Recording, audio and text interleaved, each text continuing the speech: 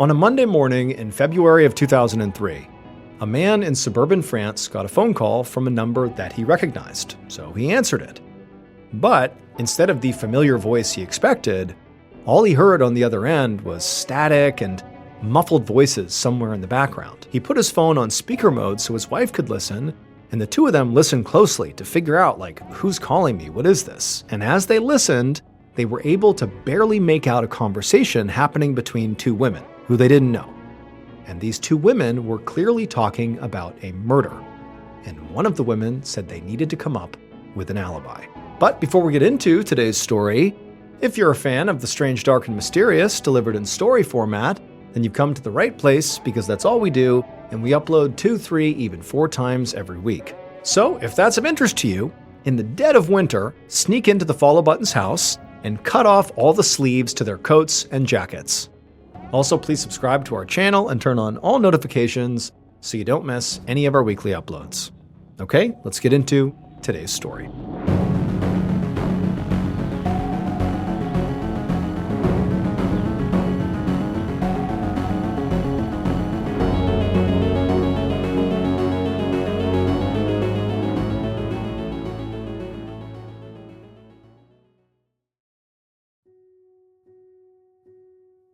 On the afternoon of Friday, February 7th, 2003, a 52-year-old woman named Monique Lejeune cleared the table after lunch at her house in Cologne, France. Her husband, Claude, and 2 of her adult sons, Franck and Pascal, were at the table. And while Monique cleaned up, the men talked over what they needed to pack for the overnight trip they were about to take. They were heading to a family gathering near Paris, about 3.5 hours away, to celebrate Claude's sister-in-law's retirement. Monique was not going to go, and she had told her family it was because somebody had to stay home with their 4 dogs. And that was true, but there also was another real reason why Monique did not want to be there. And it was because she just didn't get along very well with Claude's family. So Monique and Claude had gotten married almost 20 years earlier, but at the time they both already had multiple kids from previous marriages. Monique had 3 boys, and Claude had 5 girls. And for a while, the 2 halves of the blended family had gotten along quite well. But over time, there were some personality clashes between Monique and her 5 stepdaughters. When Monique and Claude got married, all 5 girls were at least teenagers, if not in their 20s. And so while they sort of accepted Monique as being part of their lives, they just couldn't view her as an actual motherly figure. They were already close with their actual mother, Claude's ex-wife Beatrice, and so that was their mother, and Monique was like the add-on. Then, in 1993, one of Claude's grandsons, so one of his daughter's children, had accused Monique's eldest son, Jean-Luc, of sexually abusing him, and that had completely ripped the family apart. Now, this was never reported to the police, so there was no actual investigation into whether this really happened or not. But Claude's 5 daughters and Claude's ex-wife Beatrice had fully believed the grandson. And Monique had defended her son, Jean-Luc, and Claude was kind of stuck in the middle of it. And it had gotten so ugly that the 2 sides of the family had just stopped talking to each other for a whole year. And so now the whole family was basically back on speaking terms as they were getting ready for this retirement party, but it was still extremely uncomfortable and tense. And so that is why Monique was not going to go, and also why her son, Jean-Luc, was not going to go as well. Finally, around 3 p.m., as Claude and the 2 sons wheeled their suitcases out to the car, Monique went to the front door and she said goodbye to them and then watched as they hopped in the car and drove off. A few hours later, around 6:30 p.m., Monique heard a knock on the front door, and when she opened it, it was her son Jean-Luc, and he was standing there holding up his bicycle. He told his mom he was just stopping by on his way home from work. And she said, "Great, come on in." And so Jean-Luc left his bike outside and he walked in, and as he was taking off his coat, he mentioned to his mother that her neighbor across the street, whose name was Henri, had clearly been watching Jean-Luc when he rolled up, like he was basically spying on him. And Monique actually kind of was spooked by that, because Henri was a bit of a loose cannon. For example, anytime anybody parked their car in front of Henri's house, he would shamelessly vandalize their vehicle by slashing their tires or pouring oil all over their car. I mean, the guy just didn't care. In fact, over the years, there had been several heated arguments between Monique and her sons and Henri about parking, And in fact, one of those arguments had even escalated into a physical fight. But since Jean-Luc had shown up tonight without a car, he rode his bike here, Monique just hoped that, whatever issues Henri had, that it wouldn't go anywhere, because there's no car in front of his property, like, we didn't do anything, leave us alone. Monique led her son into the kitchen, where she poured 2 glasses of sparkling wine, and then the two just sat there and chatted for about half an hour, and then Monique gave her son a haircut, and then around 7:05, Jean-Luc said goodbye to his mom. He went outside, hopped on his bike, which had not had its tires slashed by Henri, and he left to go to his apartment with his wife to have dinner. After Jean-Luc was gone, Monique just sort of went about her evening. She corralled the dogs behind a baby gate at the base of the stairs and then fed them, and then she went into the kitchen and began cooking dinner for herself. But then, a little while later, at around 7:30 p.m., Monique heard another knock on the door, and she knew it very likely was not her son, and so as she walked down the hallway to answer it, she just hoped it wasn't Henri. The following morning, the woman who lived next door to Monique woke up feeling pretty tired. She hadn't slept well because someone's dogs in the neighborhood had been barking all night. She got out of bed and walked over to the window and opened up the blinds, and as her eyes adjusted to the light that was flooding in, she looked down from her second-floor window into the yard of the 2-story white house that was next door, Monique's house. And the neighbor saw there was something dark in the middle of the walkway that led to the front door of Monique's house. And so the neighbor, she put her face right up to the window and she squinted to get a better look. And she realized what she was seeing was a body lying face down on the pavement. And so in a panic, this woman ran out of her room, grabbed the phone, and called the police.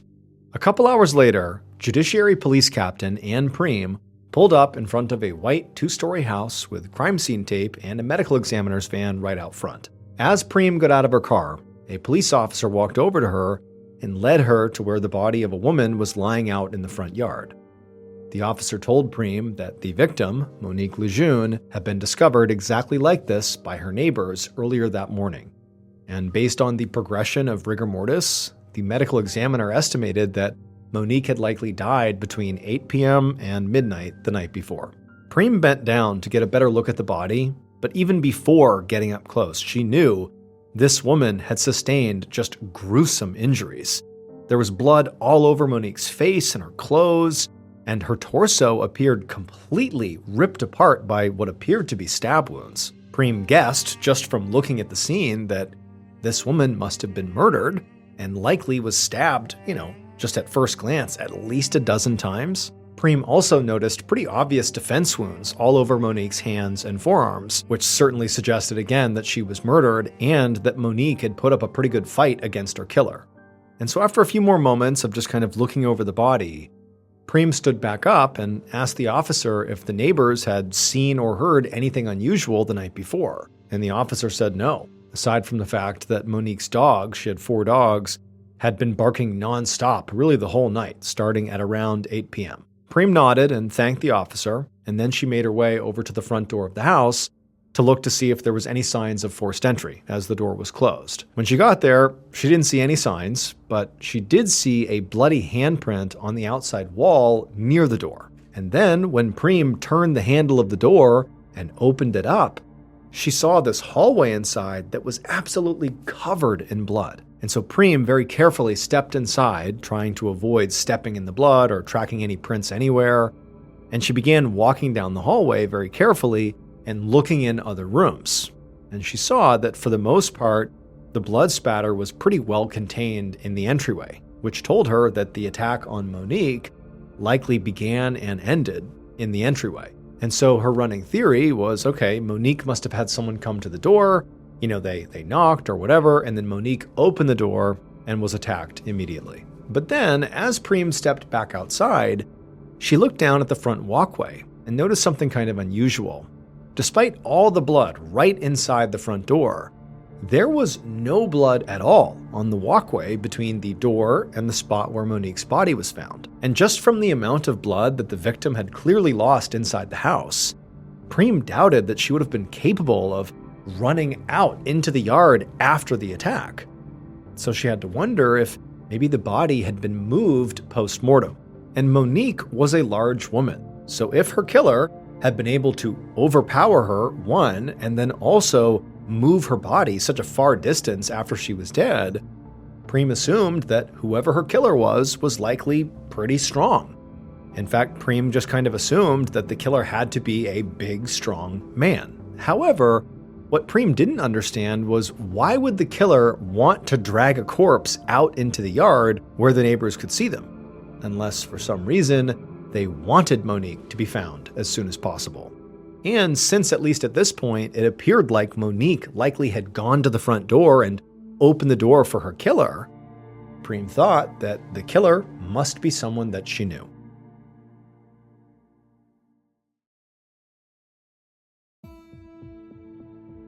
Around noon on that same day, so February 8th, 2003, Police Captain Anne Preem was about to go next door and speak to one of Monique's neighbors herself when suddenly a car pulled up at the curb and 3 men climbed out looking completely shocked and very concerned. By this point, Preem had learned from the neighbors that Monique had a husband and also adult sons, and so Preem assumed that these men must be them. So right away, Preem hurried down the walkway to cut the men off, to keep them from entering the crime scene.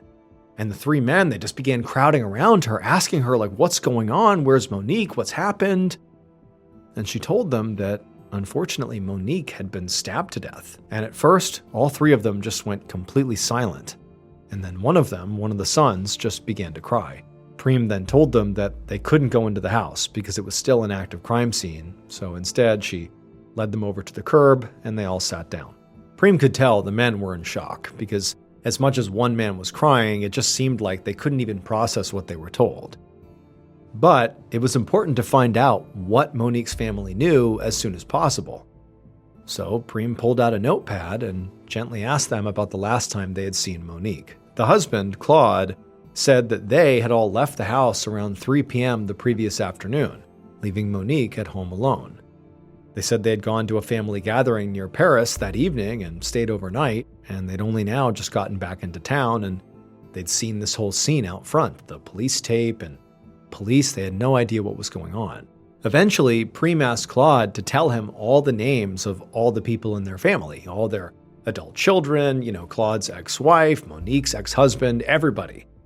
But as Claude was giving this information, he told her that he just couldn't imagine anybody in the family being involved in this. Preem nodded, but she knew that it was entirely possible that family was involved. I mean, unfortunately, this stuff does happen. But she didn't give that off. Instead, she just said, well, can you think of anyone who would want to hurt Monique? And Claude thought about it and just said no. She lived a pretty normal and uneventful life. But then one of the sons piped up and mentioned that actually there might be someone. He said her neighbor, Henri, and he pointed across the street at the house. A minute later, Preem was knocking on the front door of Henri's house. And after a few seconds, a middle-aged man answered the door. And he was very curious about what was going on across the street. And eventually, Preem told him that, well, your neighbor Monique has been murdered. And when she said that, Henri smiled. So immediately, alarm bells are going off in Preem's head. She's thinking this guy is very suspicious. And she asked him, can I come in and look around then? And Henri didn't even seem surprised by this request. It was like he already knew he was going to be looked at as a suspect and said, sure, come on in. So he stepped aside and Preem came in and began searching every room in the house, the living room, the kitchen, the upstairs bedrooms. But despite looking everywhere, she didn't find any traces of blood or really anything else suspicious or unusual. So eventually, Preem made her way back into the living room where Henri was waiting, and she asked him, where were you the previous evening? And he told her very casually that, well, he and his wife were home. They were here. Preem thought this was a pretty weak alibi, but she made a mental note to follow up with the wife and confirm it later. Next, Preem asked Henri if he had seen or heard anything out of the ordinary the night before. And Henri said no, except that maybe around 7 p.m., he had seen one of Monique's sons leaving her house on his bicycle. And at this, Preem perked up because the family had told her that Monique had a third adult son named Jean-Luc, who had not gone to that party in Paris. And if Henri was telling the truth, it meant that Jean-Luc was very likely the last person to see Monique alive. And maybe he was even the killer. The next morning, Preem led a forensics team up the stairs of a rundown apartment building in a sketchy part of town. She knocked on the door to Jean-Luc's apartment, and a moment later, a young man answered. After confirming that he was Jean-Luc, 2 officers led him away to be questioned back at the station. Meanwhile, Preem went in with the forensics team to search his apartment. And pretty quickly, as Preem was walking around the living room, one of the other officers called her over to look at something. And so she walked over to him, and she saw he had his flashlight out and he was pointing it at something on the wall.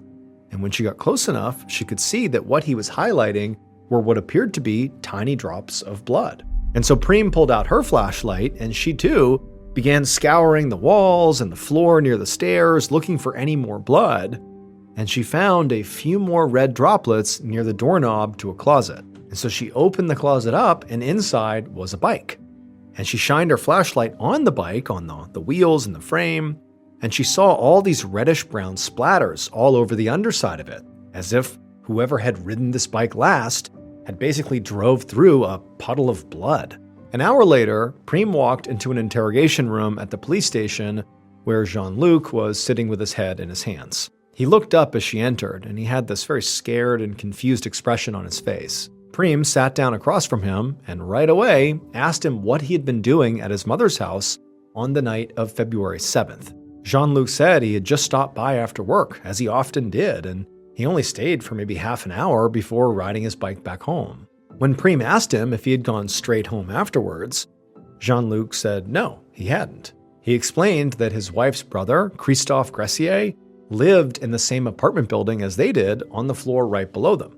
So before going up to his own unit, he said he just stopped by to chat with Christophe for a few minutes, and then after that, he spent the rest of the night in his own apartment with his wife. However, to Preem, she felt like there had to be more to this story because they had found what appeared to be droplets of blood sort of scattered throughout Jean-Luc's apartment, and then, there was blood, or at least what appeared to be blood, on the underside of his bike. And so she figured, maybe if she pushed hard enough, she might be able to get him to change his story. So she told him point blank they had found blood in his living room, and they were now sending it to the lab for analysis. And when Jean-Luc heard this, his face went bright red, and he began stammering that the blood was very likely from a neighbor who had injured himself while visiting a few days earlier. Preem nodded, but then told him, they'd also found blood sort of all over his bike. And Jean-Luc, he sort of hesitated and stuttered and stammered, but really couldn't come up with any way to explain that. At this point, Preem felt like she had Jean-Luc right where she wanted him. So she just told him to be quiet for a second and just roll up your sleeves so she could look at his arms. Preem knew, based on the defensive wounds on Monique's body, that she likely had fought back really hard, and she must have left at least a few scrapes or bruises on her killer. However, when Jean-Luc finally, rolled up his sleeves, Preem didn't see a single scratch or bruise on his hands or arms. A few minutes later, Preem left the interrogation room and walked to her office.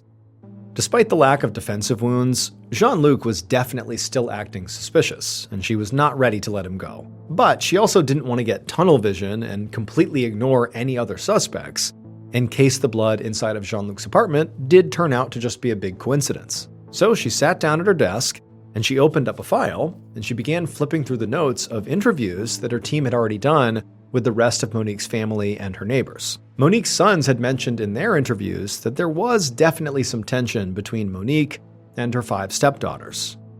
But officers had spoken to all the stepdaughters as well as their husbands, and even though some of the women had admitted they still had an issue with Monique, they all had alibis, both the women and their husbands, for the night that Monique was killed. Also, several other family members had mentioned that Claude's ex-wife, Beatrice, definitely did not get along with Monique. But officers had tracked down Beatrice, and she just didn't seem like a very strong suspect. Beatrice had said, for the most part, she and Monique, even if they didn't get along, they just stayed out of each other's way, and that they hadn't seen each other in over a month. And also, Beatrice was remarkably tiny and frail. She was barely 4 foot 9 inches tall and 58 years old and just seemed really weak. So it just seemed almost impossible that she could have overpowered the much larger Monique and inflicted the injuries that were inflicted on her and then dragged her out to the front yard. It just seemed sort of impossible. And so, even though she wasn't totally ruled out, for the most part she was. Just then, there was a knock on Preem's door. And when she looked up, she saw there was another officer standing there. And he told her there were 2 people here who wanted to speak to her. Preem nodded, and then a moment later, a very nervous-looking middle-aged man and woman came into the office. They sat down across the desk from Preem, and the man said they had information that could help with the Monique Lejeune investigation. Preem sat up and grabbed a notepad and said, "Okay, tell me what you got." And she began writing as the man explained that he was a co-worker of Christophe Gressier. And Preem immediately recognized that that was the name of Jean-Luc's brother-in-law, the one Jean-Luc said he had visited on the night Monique was killed. That was the person he saw apparently right after he left Monique's house. The man sitting across from Preem said that just a few hours ago, he'd gotten a call from Christophe's number. But when he answered it, all he could hear was a sort of muffled conversation between 2 women. And at first, this man thought what he was hearing was just an accidental call, maybe by Christophe's kid who was just pressing buttons at random. However, the man said when he put his phone on speaker, he and his wife, who was the woman he was with, they both started listening really closely, and they were able to make out a snippet of the conversation. The 2 women on the line were clearly talking about needing an alibi and saying something about a man named Jean-Luc. First, the women had said something like, "It's not Jean-Luc's fault, he's depressed." And then the women had mentioned something about a pair of pants that needed to be washed. Preem couldn't believe what she was hearing. Any doubts that she had had about Jean-Luc being the killer pretty much disappeared. And so she took down the couple's names and contact info, showed them out of her office, and then once they were gone, she grabbed her keys and she headed out to go to Christophe's apartment.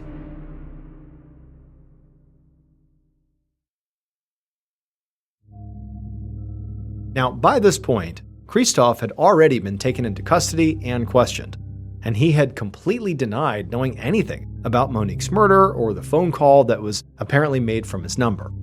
But Preem hoped that maybe a search of his apartment would tell a different story. She walked through each room of the apartment until she found the washing machine.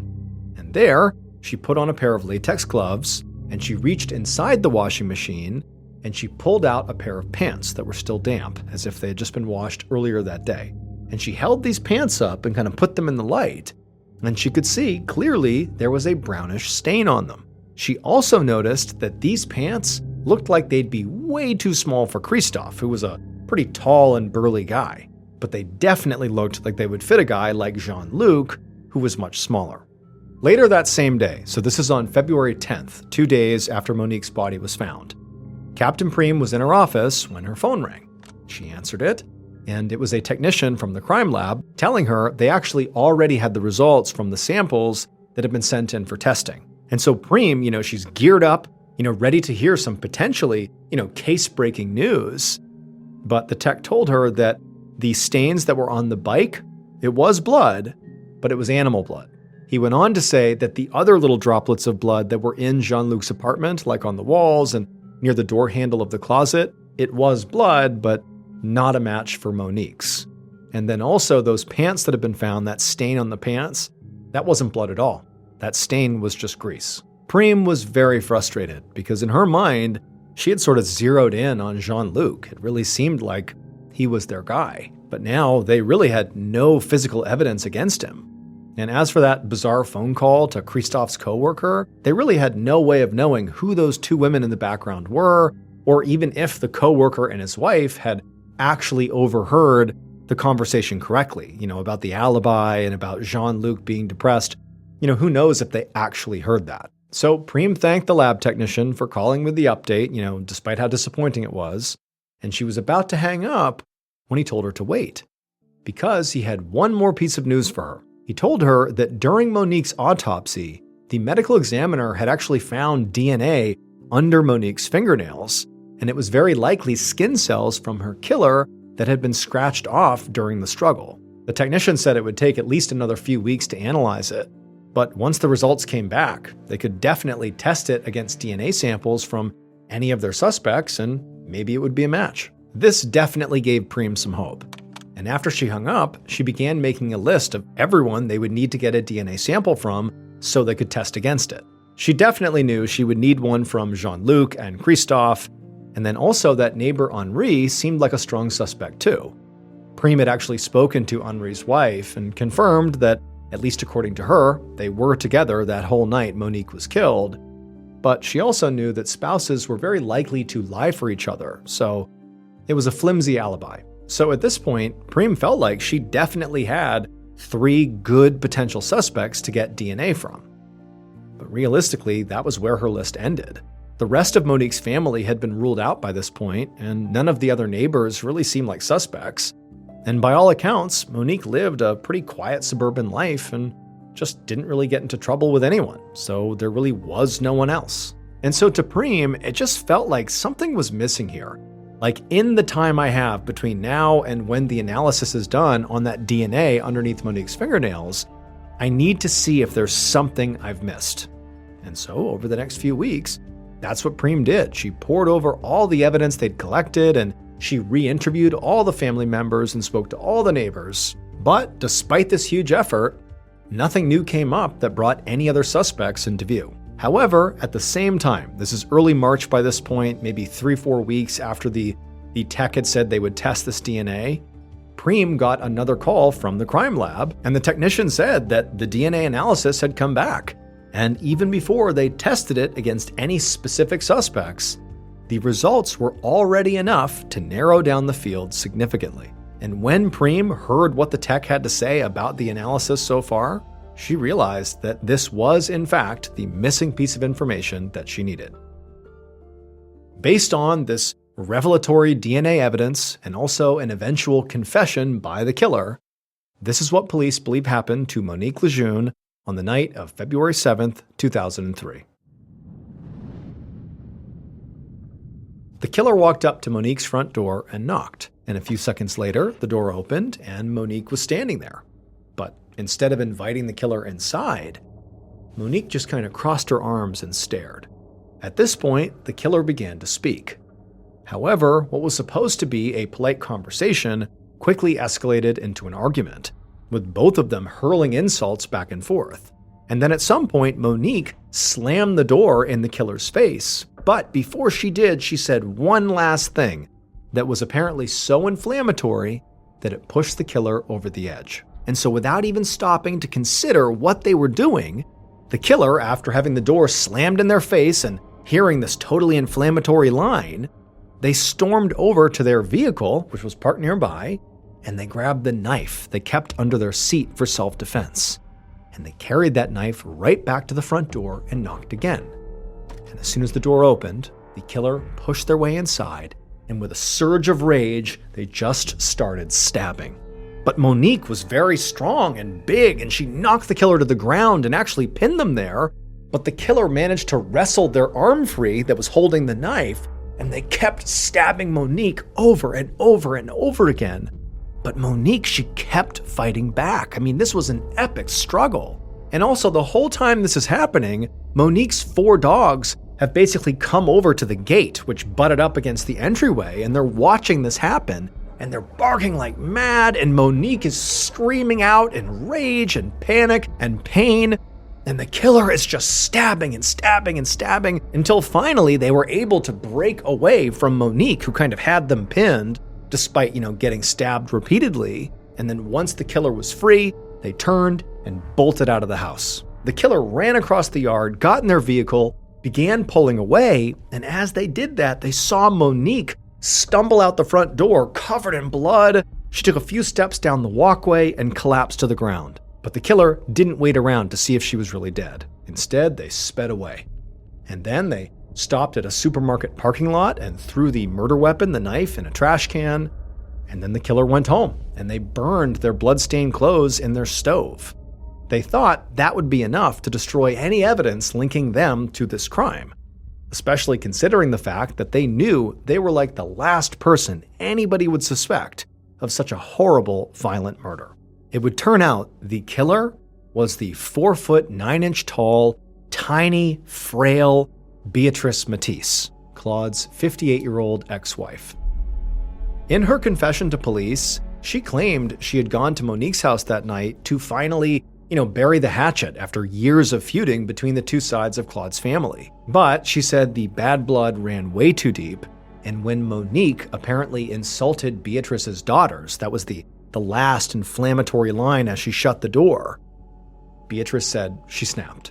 Beatrice had actually been ruled out as a suspect primarily because she was really, really small, like too small to have overpowered Monique and then to have potentially moved her body out to the front yard. But it would turn out Monique's body was not moved at all. She stumbled out herself. Monique was apparently so full of adrenaline after getting attacked that she had managed to, chase Beatrice out of the house before she collapsed and died.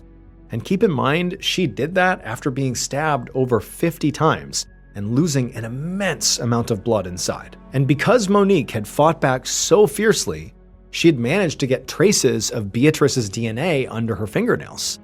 And so right away, the DNA analysis showed that their killer was a woman. And further testing eventually confirmed that it was a match for Beatrice. Investigators never figured out who made that bizarre phone call to Christophe's coworker, but their best guess was that the women that were heard on the phone call were Christophe's mother and sister. And it was just an innocent conversation about Monique's murder that the coworker misinterpreted. Beatrice Matisse was arrested on March 29, 2003, and she confessed to the murder immediately, although she later recanted the confession. She was eventually found guilty and sentenced to 15 years in jail.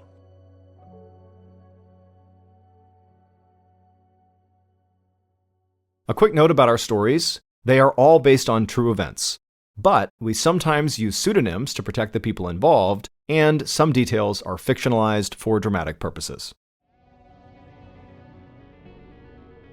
The Mr. Ballin podcast, Strange, Dark, and Mysterious Stories, is hosted and executive produced by me, Mr. Ballin.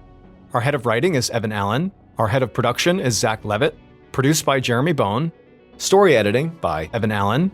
Research and fact-checking by Shelley Shue, Samantha Van Hoos, Evan Beamer, Abigail Shumway, and Camille Callahan. Research and fact-checking supervision by Stephen Ear. Audio editing and post-produced by Whit Lacasio and Cole Lacasio, Perry Crowell, and Jordan Stidham. Mixed and mastered by Brendan Kane. Production coordination by Samantha Collins. Production support by Antonio Manata and Delana Corley. Artwork by Jessica Clogston-Kiner. Theme song called Something Wicked by Ross Bugden. Thank you for listening to the Mr. Ballin podcast. And just a reminder, every new and exclusive episode we put out on the Mr. Ballin podcast, you can also now watch on the Mr. Ballin YouTube channel that very same day. And trust me, some of these stories you truly have to see to believe. Again, my YouTube channel is just called Mr. Ballin. If you want to listen to episodes 1 week early and ad-free, you can subscribe to SiriusXM Podcast Plus on Apple Podcasts or visit SiriusXM.com/Podcast Plus to listen with Spotify or another app of your choice. So that's going to do it. I really appreciate your support. Until next time, see ya. Today's podcast will feature 3 horror stories about people's run-ins with unidentified beings. The audio from all 3 of these stories has been pulled from our main YouTube channel and has been remastered for today's episode. The links to the original YouTube videos are in the description. The first story you'll hear is called Saran Wrap, and it's about a well-documented paranormal event in the forest. The second story you'll hear is called Hellhound, and it's about a beast that terrorizes a small African village. And the third and final story you'll hear is called The Swamp Stalker, and it's about 2 brothers who encounter a creature in Arkansas. But before we get into today's stories, if you're a fan of the strange, dark, and mysterious delivered in story format, then you've come to the right podcast because that's all we do and we upload twice a week, once on Monday and once on Thursday. So if that's of interest to you, please take the Amazon Music follow button out to pet some furry cute animals at the zoo, but instead of taking them to the zoo, take them to pet a pack of wild hungry hyenas and stack their pockets full of hot dogs. Okay, let's get into our first story called Saran Wrap.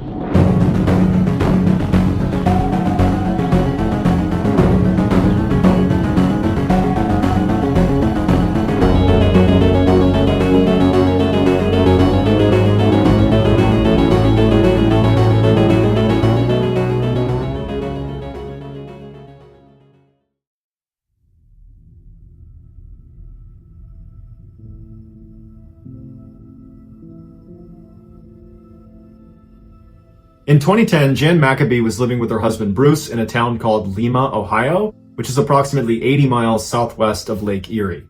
While Jan had built a successful career as a booking agent for musicians, bands, and entertainers, her real passion was deer hunting. So on September 29th of that year, right after deer hunting season had opened in Ohio, Jan decided to go out on a hunt. That morning had been cold and damp and gray, but by that afternoon, when Jan was getting ready to go, the temperatures had risen and the sun had come out. Jan's preferred method of hunting was to sit and watch from a tree stand, which is a ladder that you put in the woods that sits about 15 feet high. She would sit up there with her bow and arrow and wait to take a shot when a deer came by. Around 5 p.m. that day, she told Bruce she was leaving, and she made it to her tree stand by about 5:30. The forest she was going to be hunting in was one she was very familiar with, and it was not very remote. There were a couple houses just outside the woods, there were some agricultural areas, and her nephew actually went to high school just a mile north of these woods. But from the tree stand where she was sitting, all she could see around her was trees. Shortly after Jan sat down, she started texting with one of her friends on her BlackBerry. And periodically, she'd poke her head up and look for deer. There weren't any, and then she'd go back to texting. The whole time this is happening, Jan can hear birds and crickets and squirrels and all the sounds of the forest all around her. A little after 6 p.m., her texting conversation with her friend reached a natural conclusion, and so she went back to just kind of sitting in the tree stand looking around. By about 6:20 p.m., she still hadn't seen any deer, and she was starting to get bored, so she decided she would take a selfie. She picked up her BlackBerry. She took the selfie, and as soon as she was done, she became aware that the forest had suddenly gone completely quiet. No more squirrels, no more birds, no more crickets, just complete silence. And she knew as a hunter, the only time this happened was when a large predator was in the area and all the other animals went quiet. But Jan would later say there was just something different about this silence. It was so sudden and so complete that it scared her. And she wound up sending another text message to that friend she'd been texting earlier that said the woods just went completely silent. Very odd. As soon as Jan hit send on that text message and lowered her phone, she immediately became aware of something about 20 feet away in the tree that was right across from her. And she said it was the most unusual and terrifying thing she had ever seen. Moving left to right through the branches was this thing that she described as like a visual distortion. She said it was like looking across pavement on a really hot day and seeing that mirage, except this one looked like it was alive, like it had mass, like it was a see-through person that had been wrapped in saran wrap. And so Jan thinks it's a floater in her eyes, and so she rubs her eyes, and when she looks up, this thing has now moved down a branch closer to her and has stopped, like it's perched on the branch, staring at her. And Jan's horrified, but she knows she wants to document it, so she grabs her phone and she raises it up and she takes a picture on her BlackBerry right as this thing kind of disappears behind the tree and vanishes. Just seconds after this thing disappeared, all the sounds in the forest came back. The birds, the squirrels, the crickets, it was all back to normal, but Jan was really shaken up because she just could not make sense of what she just saw. So she just continued to stare in the general direction of where this thing was for several minutes, until finally she felt like it was safe again, at which point she brought her phone up to look at the picture she had taken. When she looked at it, it looked like a blurry mess, and so she thought, oh, I blew it, I put my hand over it, or my hair got in the way of it, or something. But at the same time, she's thinking to herself, but my hair didn't get in the way of it, and I very clearly held it out in front of me and know that I was looking at my phone when I took it, and I had a clear shot of this thing, so I don't really understand how this photo got so messed up. But after looking at the picture for a little while, she started to kind of laugh at herself, the idea that she'd just seen a saran wrap person running through the treetops. She just felt like that didn't happen. It must have been in my head, and as for this picture, I probably just blocked the lens, and that's it. That night, when Jan got back to her house, she did not tell her husband Bruce about what happened to her in the tree stand because, again, she's telling herself it was all in her head. They have dinner, they clean up, they sit down in the living room, and they're both on their phones, and they're just kind of scrolling through the internet and their emails. And at some point, Bruce reacts to something he's reading. He makes a sound. And Jan hears him and says, oh, what are you looking at? And he said, I just got a really interesting email from our nephew, the one that goes to school down the road. He said that today they were outside for band practice, and at some point all of them turned to look at the forest, and there was a bright circular light that was kind of hovering in the forest. And I guess they all stared at it for about 5 or 10 seconds, and then at some point the light kind of went back into the forest, and they didn't know what to make of it. And I guess one of his classmates said that a year before, the exact same thing happened, and it apparently scared their instructor so badly that they canceled rehearsal and went inside because of it. As Jan is listening to her husband read this email, she's sitting up and her heart is racing, and as soon as he finishes, she says, what time did he say that happened? Bruce picked up how intensely she was asking him, and so he looked at the email, looked back at his wife, and was like, it was between 7:50 and 8. Why? At this point, Jan revealed everything that had happened to her while she was hunting, seeing that visual distortion in the trees that looked like a figure of some kind. And she would tell him that the forest she was in was the same one their nephew was claiming to have seen this circular light floating inside of. She told him she tried to take a picture of the thing she saw, but the picture didn't come out. But her husband, who is an optical physicist and therefore an expert at analyzing a picture, said, "Here, let me take a look at it." As soon as he looked at the image, the first thing he asked her was, "Well, did your hair get in front of the lens?" And she said, "No, I was holding it about a foot away from my head and my hair was in a ponytail and a ball cap, so that can't be my hair." And so he looked at it again and he asked her, "Well, did you put your finger over the lens maybe?" And she said, "Yeah, I might have. I don't think I did, but it's certainly possible." And so not really thinking much of this picture, he decides before giving the phone back to just check the resolution of the image, because whenever he would examine a picture, that was something he would do, and he discovered an anomaly. It turns out Jan's BlackBerry was only capable of taking pictures in 3 distinct resolutions. Basically, the size of the image could only come in small, medium, or large.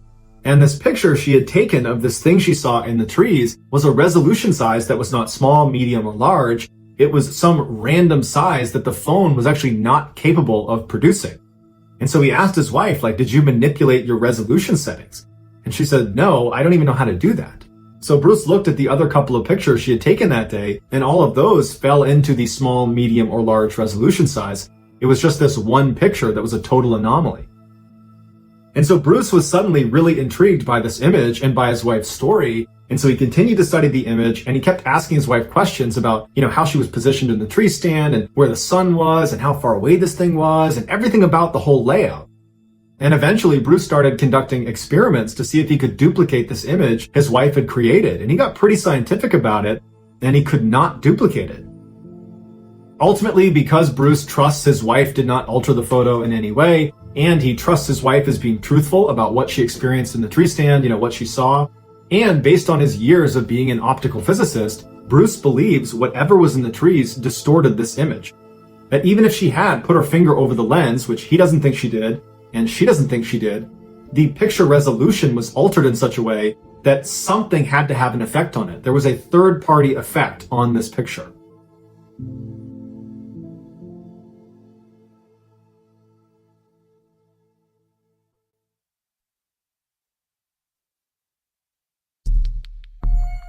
Our next story is called Hellhound.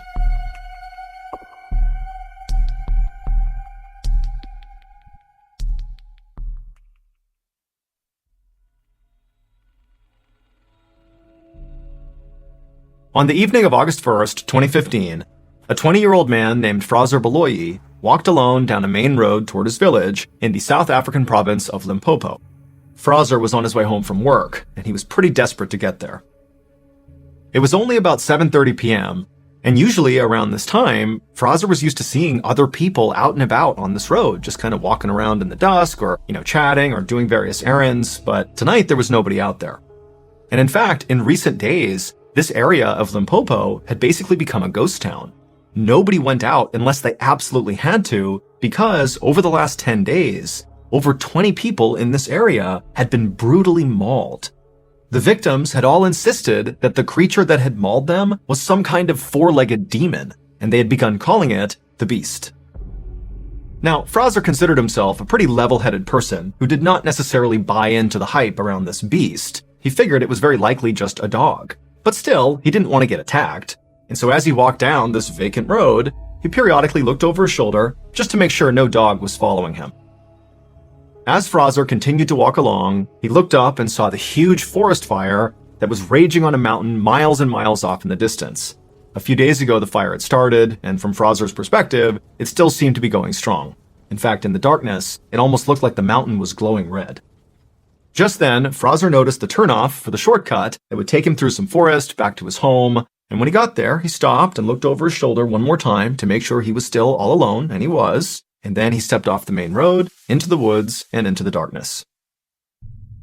Under the tree canopy, the night suddenly seemed a lot darker. Fraser did his best to think about the chores he needed to do for his mother once he got home, instead of thinking about the beast. But he'd only been on this path for about 300 feet, when he suddenly heard a rustling from behind him. And so right away, Fraser stopped and turned around and looked where the noise was coming from. But all he saw was darkness. There was nothing there. And so Fraser, for a whole minute, just stood there staring out into the tree line, waiting for something to move. But nothing did. And so Fraser told himself he was just being paranoid. Everything was fine. Then he turned back around and kept on walking. But pretty quickly, his walk turned into a jog. And he was almost to the end of this path, almost out of the forest. He could see his village. It was right there. When he heard noises behind him again. Except now, in addition to the rustling sounds, he heard a new sound. It was like a wheezing sound, like a sick animal that was breathing heavily. Now, Fraser knew he was not just being paranoid. Something was out there, and it seemed like it might be following him. Without slowing down, Fraser looked over his shoulder again to see what was out there, but again, he just saw nothing. It was just shadows. However, when he turned back around and kept on going towards his village, he heard this loud crashing sound behind him, like a massive animal had leapt out of the brush and landed on the path behind him.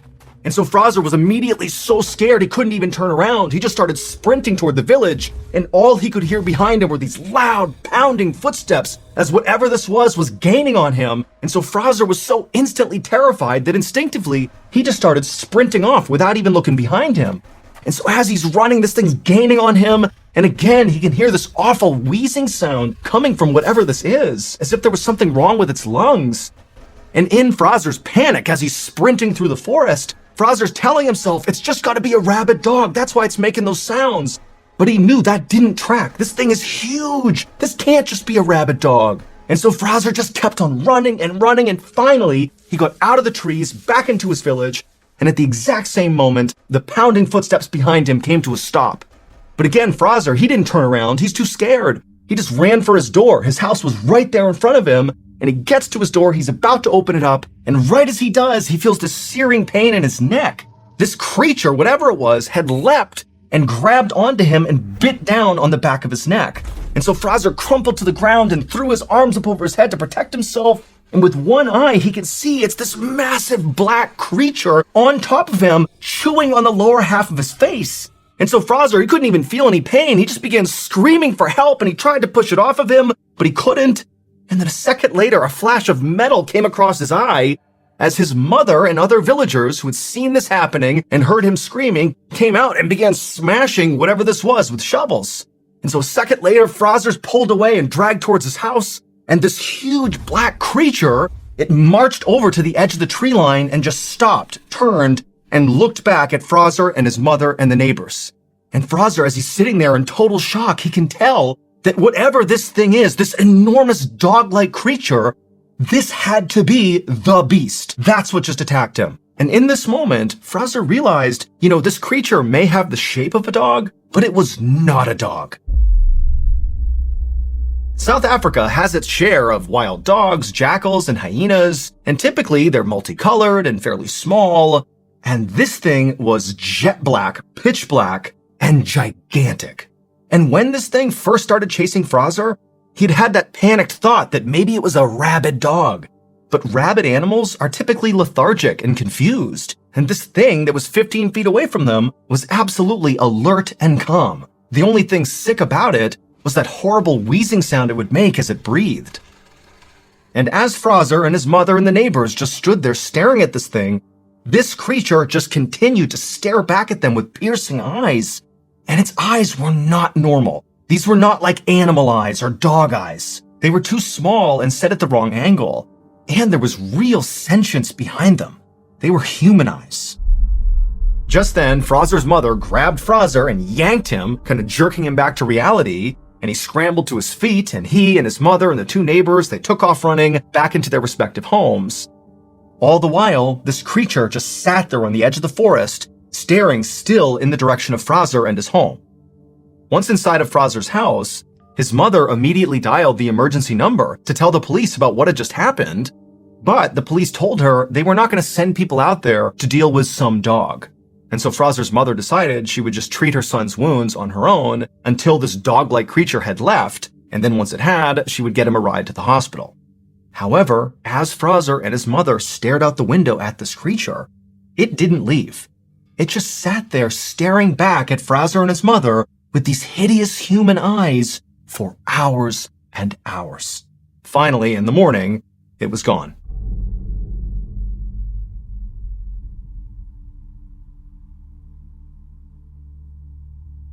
The attack on Fraser was the last straw for the people of his village. They believed the creature that had bit his face was the demon beast that had hurt so many other people.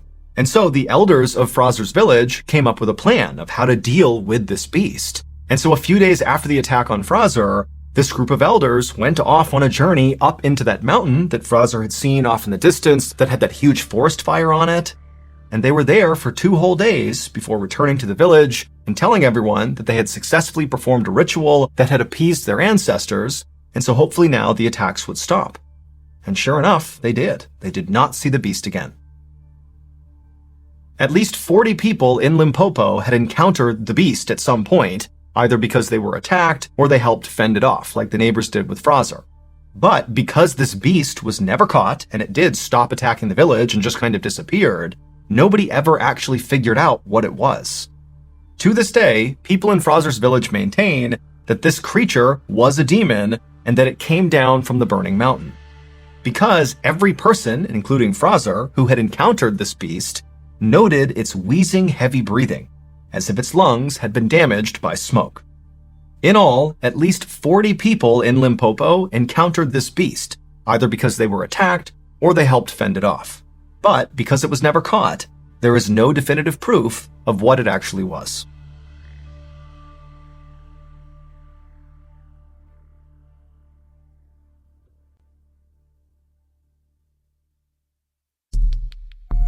The next and final story of today's episode is called The Swamp Stalker.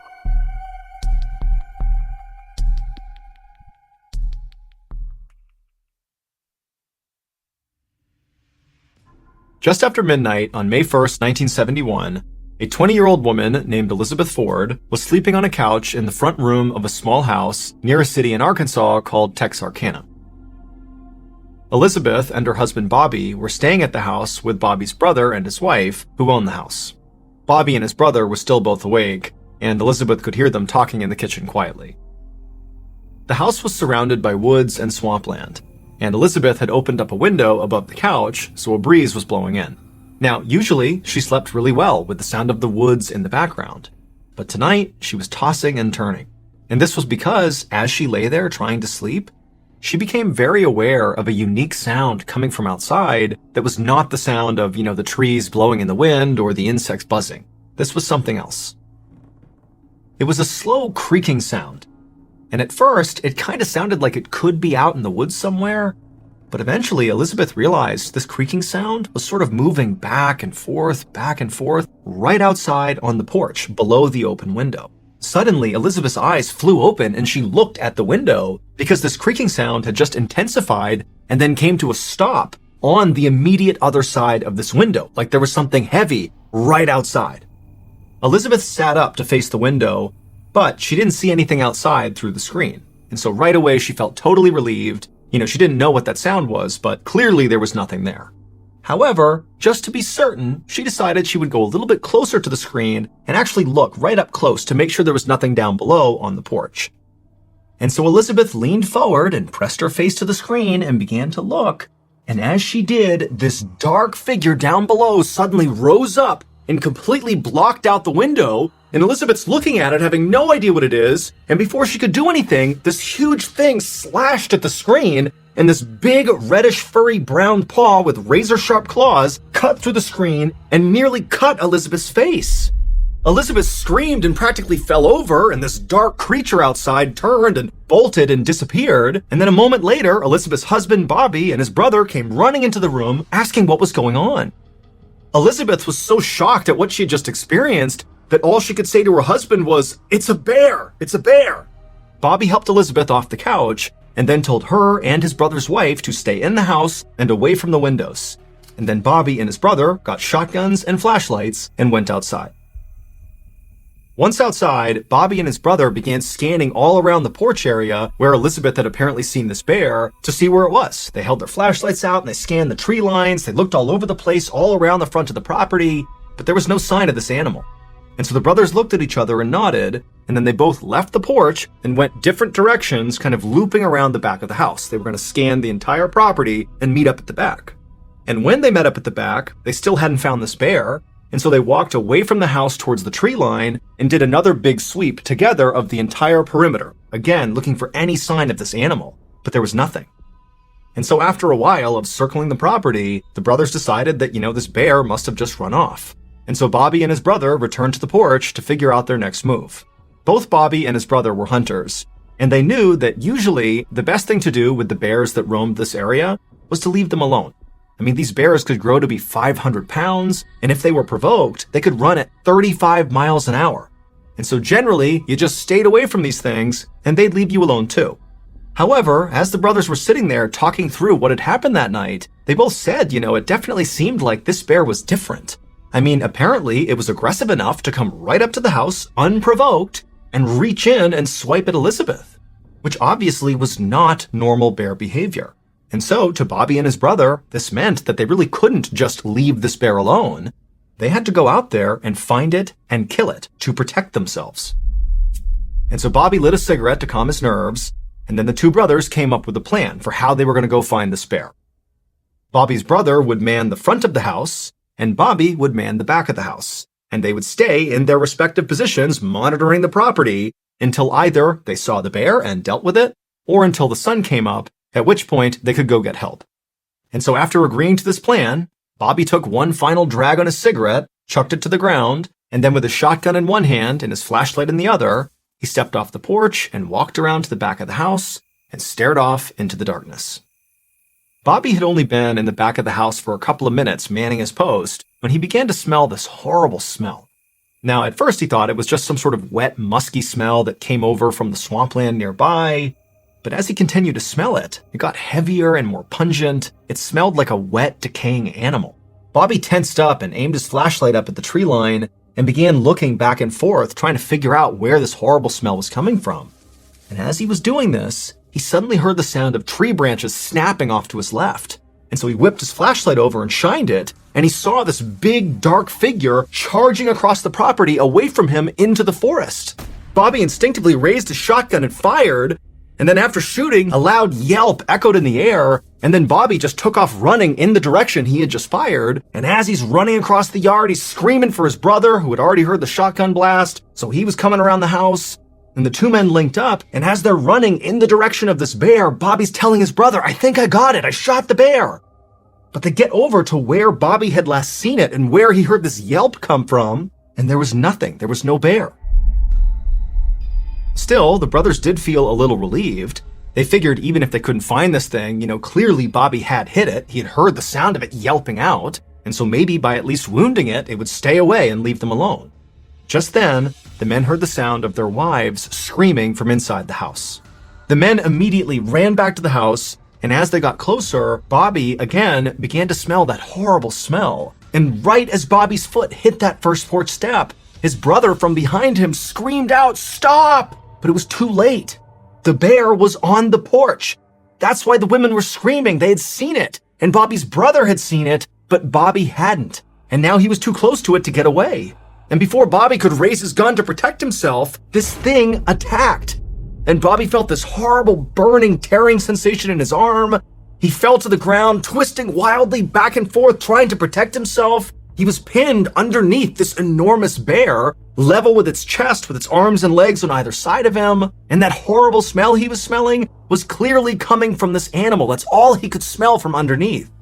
But just then, it was like a miracle, because to his side, Bobby could see there was an opening, and so he rolled and somehow got out from underneath this enormous creature. Bobby scrambled up to his feet, and he darted past the bear and rammed into the closed front door of the house. It popped open, he fell inside, and his wife ran forward and shut the door behind him, leaving Bobby's brother outside on the porch alone with the bear. But before any of them could do anything about that, they heard the sound of his brother's shotgun going off. Then there was a long moment of silence. Inside the house, everybody was frozen. A few seconds later, the door slowly opened and Bobby's brother walked inside.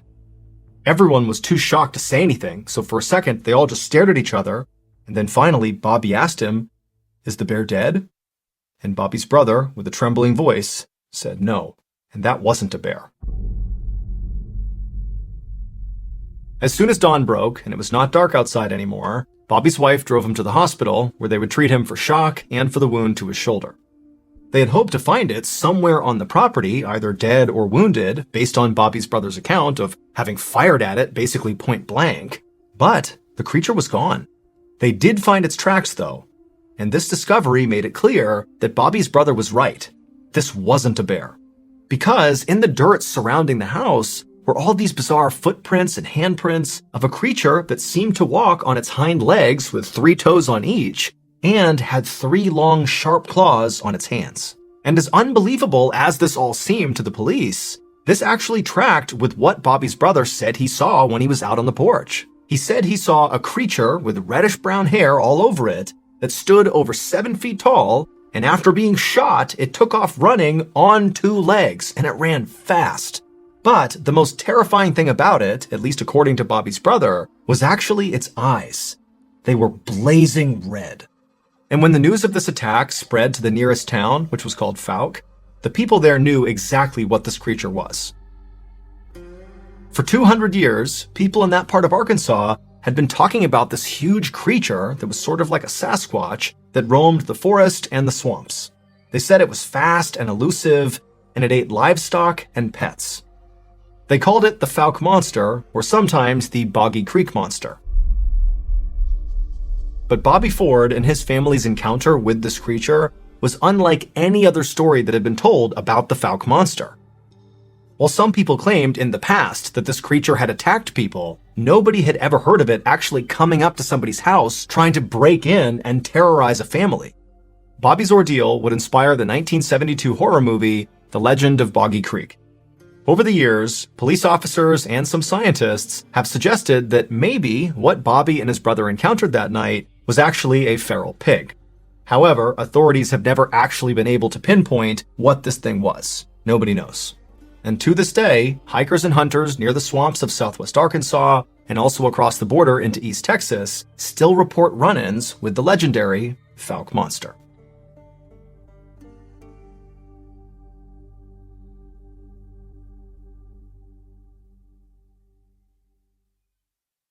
A quick note about our stories. They are all based on true events, but we sometimes use pseudonyms to protect the people involved, and some details are fictionalized for dramatic purposes.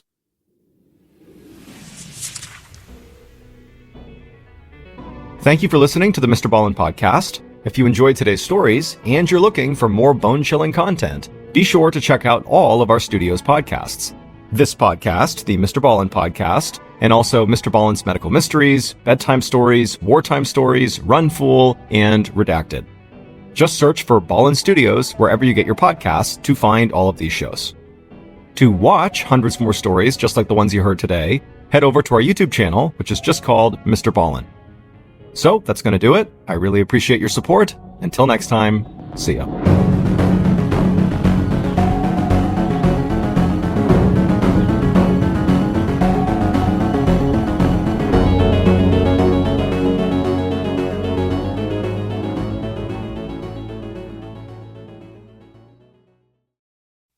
10,000 feet up, deep inside of the beautiful Austrian Alps, lies a very unique and not well-known tourist destination.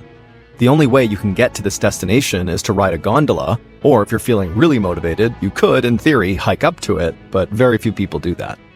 Anyways, once you actually reach this tourist destination, you walk over to this string of buildings, and right away you start to see all these signs warning you about this area.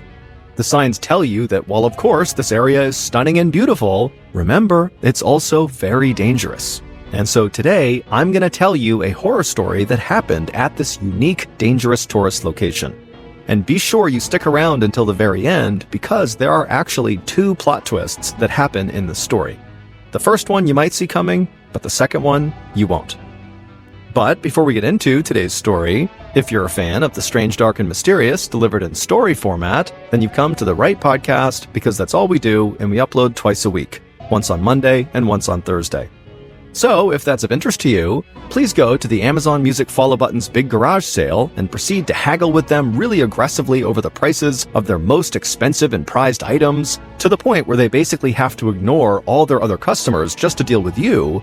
And then finally, when they relent and offer you a fair and decent price for their prized items, just say, "Nah, I'm not actually interested. I don't have any money." And then just turn around and leave. Okay, let's get into today's story.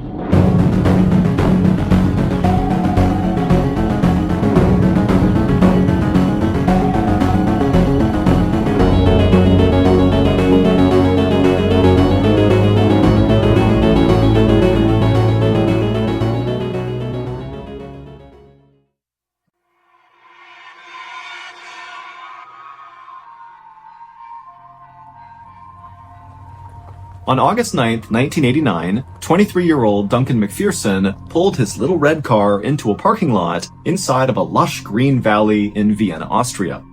After parking his car, Duncan reached across his middle console and he grabbed an apple out of a bag, and then he took a bite and just admired the unbelievable landscape all around him. He was near the Austrian Alps, and so there were literally just mountains jutting up everywhere. Duncan, who was originally from Canada, had been this highly touted, unbelievable first-round draft pick by the New York Islanders back in 1984. The Islanders are a professional ice hockey team in the United States. But despite Duncan's incredible promise and athleticism, he just couldn't ever get it together, and so he never actually made the New York Islanders' big league roster. And so, in 1989, Duncan started to realize that maybe his hockey career was coming to an end. But instead of just hanging up his skates in frustration, Duncan decided he would pursue a different type of career that kept him still within the hockey world. He would become a coach. And so, in 1989, Duncan had agreed to coach this small-time professional hockey team in Scotland. And for Duncan, his thought was, I'll go there, I'll learn how to be a good coach, and then down the road, I'll maybe have the opportunity to coach much more prominent and prestigious teams. But before moving to Scotland and beginning this new career, Duncan decided what he really needed right now was just to take a break. Because for basically his whole life, Duncan had been playing hockey around the clock practically 7 days a week. You don't get to become a first-round draft pick unless hockey is your life. And so Duncan thought, before I begin this huge life transition, I'm gonna just kick back and relax and go on a huge European vacation. And one of the first stops of this vacation was going to be the Austrian Alps right in front of him. However, he wasn't just going to look at these incredible mountains, he was going to snowboard down them. Or more specifically, he was going to learn how to snowboard on these incredible mountains. And so Duncan finished eating his apple and then chucked the core into the bag. And then he hopped out of his car, shut the door, locked it, and then began walking across the parking lot towards the white gondola station. A gondola is like a ski lift, but much bigger. It's kind of like a small bus with lots of windows, and it's connected to a cable, and that cable, which is elevated off the ground, pulls you up and down mountains. Now, typically, people ride gondolas just for the incredible view of the mountain from up high. But some gondolas are actually in place to take people to specific locations in the mountain. And typically, these locations are areas that are not accessible otherwise. You need a gondola to get there. And in Duncan's case, the gondola that he was about to hitch a ride on was of the latter variety. It carried passengers from the station near this parking lot high up into the Austrian Alps, up to about 10,000 feet of elevation, where there was another gondola station called the Eisgrot Mountain Station. And right next to the Eisgrot Mountain Gondola Station was a very unique ski resort called the Stubai Glacier. And overwhelmingly, this ski resort was the reason why people were taking this gondola. This ski resort was unique not only because it was very hard to get to, you basically had to take a gondola or hike up to it, but also because the actual slope that skiers and snowboarders would use at this resort was not just a snowy mountainside like virtually all other ski resorts around the world are. No, instead, the Stubai Glacier Ski Resort was a glacier, and so people were literally skiing and snowboarding on a glacier, hence the name. And a glacier, in simple terms, is just a huge swath of thick, permanently frozen ice. And so, in the warmer months, when other ski resorts around the world were not able to continue operations because there was no snow or it was too warm to make snow, the Stubai Glacier Ski Resort did not have that problem because in those warmer months, they could just drive their huge snowcat tractors with their big rakes behind them all over the slope, the glacier, and their rakes would basically chop up the top layer of the ice, turning it into powder for people to ski on, which allowed them to basically stay open every day of the year. And so Duncan, back down in the parking lot, he walked over to the gondola station, he bought his gondola ticket, and then he hitched a ride on the first gondola that swung through the station. And after a slow but beautiful ride up into the mountains, where all that lush greenery down below in the valley was replaced by jagged snow and ice up in the Alps, Duncan finally saw the Stubai Glacier Ski Resort and the glacier itself right behind it that stretched up to the top of the mountain. A few minutes later, the gondola Duncan was on arrived at the Eisgrot Mountain Gondola Station, and Duncan, along with the others inside of the gondola, hopped off, and then Duncan immediately walked over to the resort and headed into the equipment rental store. And after getting his snowboard and his boots and all the other equipment he would need, he headed right back outside to wait for his instructor to arrive. Duncan had previously purchased a lesson with an instructor at the resort. It was set for 11 a.m. And so Duncan, he's out there at the foot of this glacier, and right at 11, an instructor walks over and introduces himself, and Duncan and the instructor immediately start getting into the basics of snowboarding, how to put your boots into your bindings, how to use the edges of your board. And then for a little while, the instructor and Duncan didn't go up the glacier. Instead, they just kind of worked on some basics on the flat ground right there. And then after the instructor felt like Duncan was ready to go, they both walked over to the tow rope, which is a way to get to the top of the slope. There's a cable that kind of rotates from the top to the bottom of the mountain, and there are all these bars attached to the cable, and skiers and snowboarders grab the bar while standing on their snowboard or their skis, and they literally get pulled up the mountain. And so Duncan and the instructor grabbed onto the tow rope, they made their way to the top of the glacier, and from there they pushed over to the start of the run. And once they were there, the instructor strapped into his snowboard, and then Duncan strapped into his, and then they were off, very slowly making their way, kind of like a falling leaf pattern. Duncan was not just going straight down the mountain. He's a beginner, and so it's very slow, very controlled. And as they went down, the instructor's giving Duncan tips, how to stay more on his edge, how to slow down, how to speed up. And very quickly, the instructor saw that Duncan was so good at balancing, his legs were so strong, likely because he was a professional hockey player. And so the instructor was telling Duncan the whole time they're going down how unbelievably good he was doing for his first lesson. And so finally, after about an hour of very slowly making their way all the way down this glacier, they reached the bottom where they had first been doing some flat ground stuff. And when they got there, it had started to rain. And it was raining bad enough that lots of people on the mountain were abandoning the mountain and running inside of the resort to get out from under the rain. And so the instructor, he looked at his watch and he realized they were almost at 1 p.m., which was the end of their lesson. And he said to Duncan, I don't think we have time to go back up. Plus it's raining. Duncan said he didn't care about the rain, but he also understood that, it wasn't ideal conditions. And so they decided that even though there was a few minutes left, they would just cancel the lesson right there, and they would actually just go inside and grab lunch together.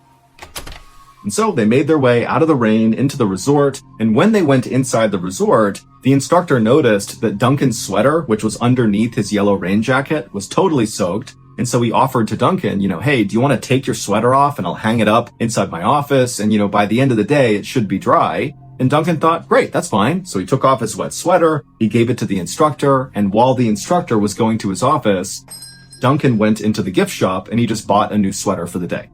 And after that, Duncan had his new sweater on with his rain jacket over it, and then he met the instructor in the cafeteria, where they both sat down and had a nice meal. They got to know each other a little bit better. After they were done eating, both of them looked out the window and saw the rain had subsided, but in its place was lots of fog that was rolling in, and so very few people were going back onto the mountain. But the instructor told Duncan that, hey, you did so good today that you should really go back out there on your own this afternoon and practice. Do some runs, go nice and slow, same as I was teaching you. And then tomorrow, when we have our follow-up lesson, we can maybe, get into some more advanced things. Duncan thought that was a great idea. He said he would definitely go out there and practice on his own. And then the two men cleaned up, and the instructor made his way to meet his next client, and Duncan headed right outside, grabbed his snowboard, and began walking towards the tow rope.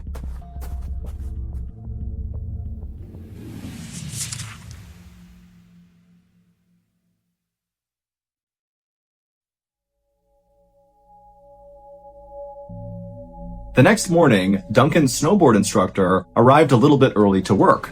And so after getting off the gondola, he made his way over to the resort and he grabbed a cup of coffee in the same cafeteria where he and Duncan had eaten the day before. And then after finishing that coffee, the instructor grabbed his snowboard and the rest of his gear and then headed outside to meet Duncan in the meeting spot they had both agreed on.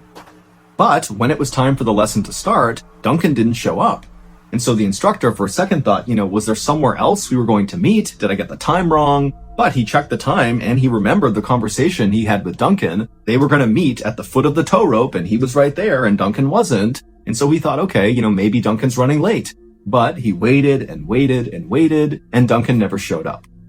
The instructor was bummed because he and Duncan really had kind of become friends the day before and he was looking forward to teaching Duncan some more today. But the instructor knew it was pretty common for tourists to cancel their follow-up snowboard or ski lessons. It's like they show up for that first day, they get really into it, they plan on going the next day, but then other distractions in their vacation pull them elsewhere and they no-show for the lesson.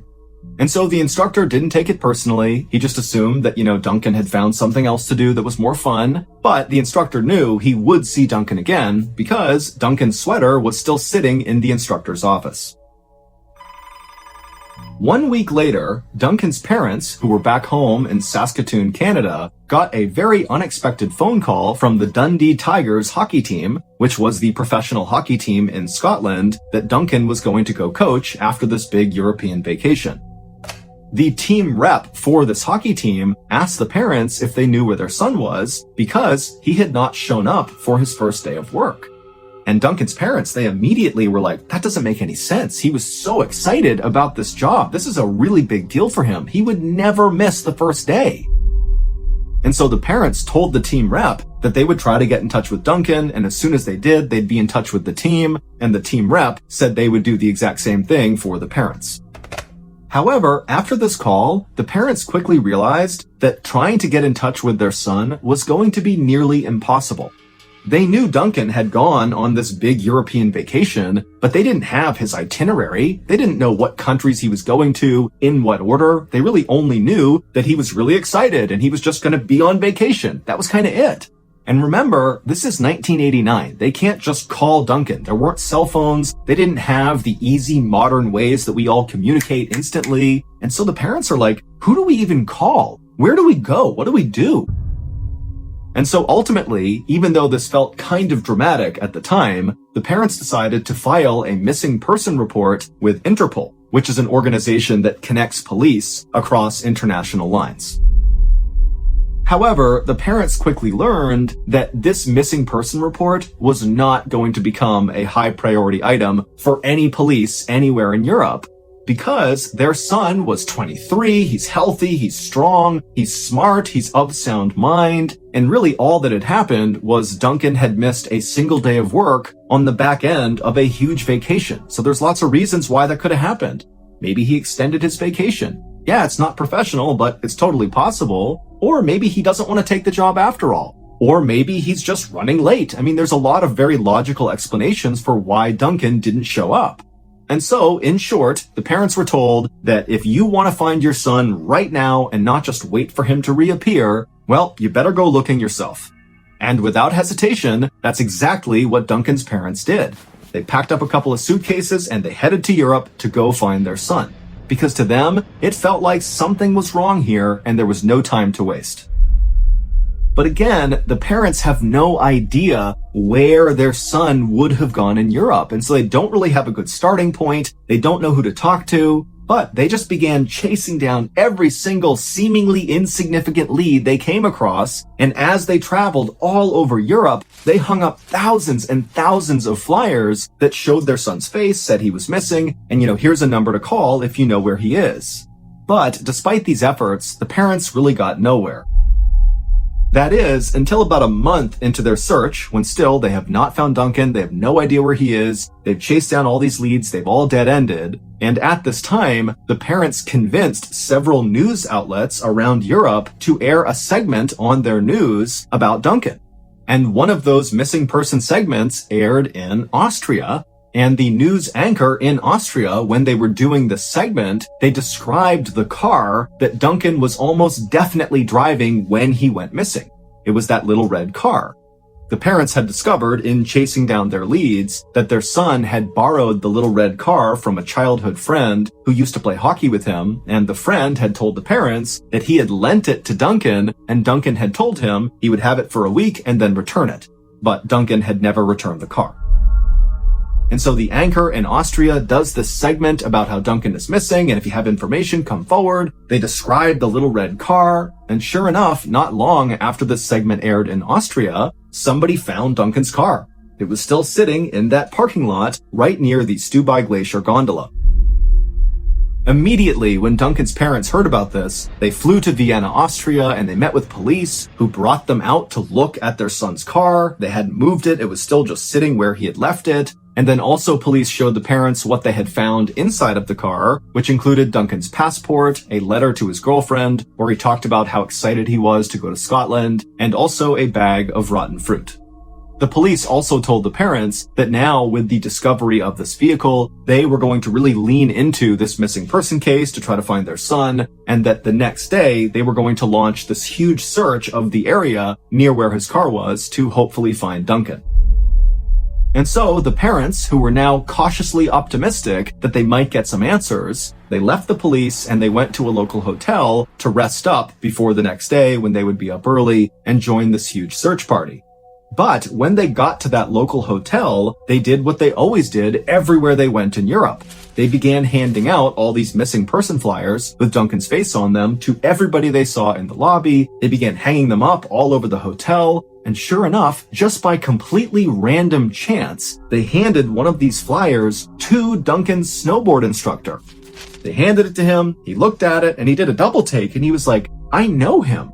And he explained how he taught Duncan how to snowboard, and then Duncan didn't show up the next day, and he just figured, okay, he blew it off to go do something else, but he'd come back for his sweater, but he never came back for his sweater, and he never heard from Duncan again. And so the parents, they have been searching all of Europe for a month, and they haven't talked to anybody who knew Duncan. They've gotten nowhere, and now they've just randomly stumbled on probably the last person to see Duncan before he went missing.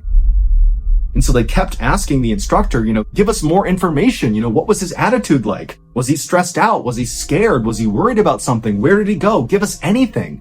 But the instructor really didn't have that much more information to offer. And so he tried to answer all their questions, but really just finally said, look, I'm sorry. All I know is after we ate lunch together on the 9th, Duncan said he was going to go out and do some practice runs, but I never actually saw him go up. I didn't see him come down. I just assumed he went up there and was kind of on his own for the day. And then, of course, the next day, I didn't see him and he never came back. And so I'm sorry. That's all I know. And so the parents finally said, thank you so much for the information. Please get in touch with us if you remember anything. And the instructor said he would. And then after that, the parents made their way to their room and they went to bed. The next morning, the parents got up early and they headed to that parking lot where Duncan's car was. And there were all these people, police officers and volunteers that were there to be a part of this big search party. And so after the parents explained to the leaders of the search party what the instructor had told them, that very likely their son had been up at the Stubai Glacier ski resort when he went missing, the entire search party quickly hopped on gondolas and made their way up there. And all day, this search party combed this glacier up and down. They walked all around to the backside of this mountain. They rappelled down cliffs and they hiked all over this entire segment of the mountain, but nobody found anything that gave away where Duncan had gone. And the next day, it was the same story. Huge search party looking everywhere, expanding the search, not just Stubai Glacier, but basically all over this entire swath of mountain range, but still, they found nothing. And so, at the end of the second day, the authorities went up to Duncan's parents and they told them that unfortunately, we can't continue this search. We're calling it off. But Duncan's parents, they didn't call off the search. They continued searching for another 14 years. And over that time frame, they went back to Stubai Glacier over and over and over again. They searched it up and down. They knew all the staff members. They knew all the nooks and crannies of the entire place. But they never found any sign of their son. Fast forward to July of 2003, so 14 years after Duncan had gone missing, and a Stubai Glacier ski resort employee was riding the tow rope towards the top of the mountain when they noticed there was a bright yellow piece of trash right in the middle of the slope. And so the employee rode the tow rope just a little bit higher, and then he let go and skied down to this yellow thing. He reached down and he began pulling on this piece of yellow, and suddenly he stopped. And absolutely horrified, he realized this was not trash. While no one knows for sure what happened to Duncan, here is the leading theory that Duncan's family and authorities, for the most part, agree on.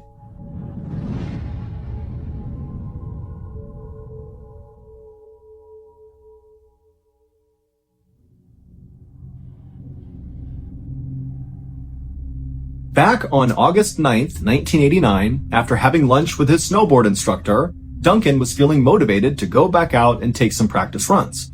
And so he headed outside, he looked up at the glacier, there's all this fog rolling in, but it's not raining, and so nobody's on the slope, and so it's perfect for a beginner. He's gonna have this place to himself. And so he grabs his board, he makes his way over to the tow rope, he straps in, he grabs onto a bar, and he makes his way to the top. Once he gets off, he makes his way over to the start of the run, he puts his other foot into his binding, he makes sure he's all set, and then he stood up and began slowly kind of waffling his way down the completely vacant and very foggy slope. And as he was going along, he got more and more confident and began going a little bit faster and a little bit faster, until finally he was basically just bombing it down the mountain, relying on his natural balance and strength to kind of keep him up. And then all of a sudden, he caught an edge and flipped forward and smashed into the ground, and when he did, he broke his leg. The unique danger to humans when it comes to glaciers is something called a crevasse. Basically, cracks form in the ice, and sometimes these cracks can be massive, like mind-bogglingly massive, hundreds and hundreds of feet, that if you fall into this thing, you're done. No one's getting you out of there. You are falling either to your death, or you're falling so far down that no one can get to you. Or, like in the case of Stubai Glacier Ski Resort, they had the issue of little crevasses forming kind of all over the place. Especially if it rained, the rain would begin to crack the ice, or if maybe it was warmer than usual, the ice would crack here and there. And so the resort was really good about constantly patrolling their slope to make sure no crevasses had formed anywhere on the slope. And so when you got to Stubai Glacier Ski Resort, you were warned that there is such a thing as a crevasse. This is a real glacier, so make sure you're looking around and don't fall into one. Well, because it had rained, a crevasse had formed, a small one like a pothole, in the slope, but because it was so foggy because of the rain, as Duncan was bombing down, he didn't see it, and that's what he caught his edge on, causing him to fall and break his leg. And so Duncan, he's now stranded in the middle of the slope. He's not close enough to the bottom to where he could pull himself into the resort. He's not close enough to the top where he could get himself up there and talk to the tow lift operator. And so he's just kind of stranded. There's nobody on the mountain. It's so foggy, nobody can see him from the resort. And so he's just stuck in agonizing pain, wondering what he's supposed to do. At the same time this was happening, another ski resort employee was climbing into one of those big snowcat tractors at the top of the glacier. These tractors were what the resort used to chop the top layer of ice and turn it into snow. And because it had rained that day, a lot of the snow had melted, and so this employee needed to basically go over the entire slope from top to bottom and grind up the ice and make some new snow. And so the employee hopped in the cab of this tractor, shut the door, turned on the engine, turned on the back rake, which in your head, picture a long stretch of metal dragging behind this tractor that had rotating blades that cut into the snow as it moved along. And so this employee, after turning on the rake and making sure everything worked, they drove the snowcat and the rake onto the start of the downward slope, and they began crisscrossing back and forth across the entire slope, turning it all into fresh snow. And as this employee drove, they were very careful not to go too quick because they knew they couldn't see very far with all of the fog. And so they're going like 1 or 2 miles an hour, being very cautious. And then suddenly, at the last second, they see something in the snow. It kind of appeared out of the fog. And so the employees swerved as fast as they could to avoid hitting it, and they did narrowly miss it. Their big tank-like treads that are on these tractors just missed running this thing over. However, the back rake with the rotating blades did not miss this object. It went right over it. The employee immediately parked the snowcat and then leapt outside and ran over to see what this thing was. And when they got there, they could not believe what they saw. It was Duncan, and all those rotating blades that had crossed over him had basically mutilated him. One of his arms had been cut off, one of his legs was nearly cut off, but it's believed Duncan was actually not dead. The injuries were horrible, but they would not necessarily have killed him outright. He would bleed to death without help, but in theory, he could have been saved. But the employee, even though this was a total accident, totally panicked and decided that because it was so foggy, no one must have seen this. No one was around, and so no one would know that they were the ones who ran this guy over. And so instead of helping Duncan, they just tied him up and dragged him behind the snowcat off of the glacier over to this area where this employee knew there was a very deep crevasse. And they chucked Duncan, who might have been alive at this point, into the crevasse along with his arm and his severed leg, and then the employee used the snowcat tractor to rake over the crevasse. They filled it all in and packed it down, and then they drove down the rest of the way and just hoped no one would ever know. But over the course of the next 14 years, the glacier would melt more and more each year until finally Duncan's yellow jacket popped through the ice. And that's what the resort employees saw as they were going up the tow lift and thought it was trash. It was actually Duncan's jacket. They skied over, they tried to pull it out of the snow, only to then see, literally in the ice, Duncan McPherson looking right back up at them. And Duncan still looked like he was 23 years old because he had been frozen this entire time. According to the Stubai Glacier Ski Resort, Duncan must have just fallen into this crevasse and died. That's what they say happened, and some authorities say that is what happened. But when they pulled Duncan out of the ice and they found his body had been chopped apart and his snowboard had even been chopped apart, that told a very different story. As for the snowcat driver who drove over Duncan, they were never actually officially identified or charged with any crime because there was a statute of limitations that had run out by 2003. And so no one has ever been held accountable for Duncan's death.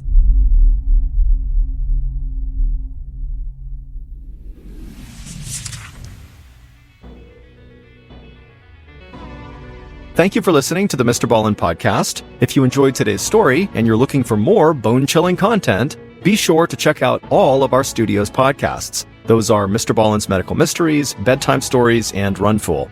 Just search for Ballin Studios wherever you get your podcasts, and you will find all of them.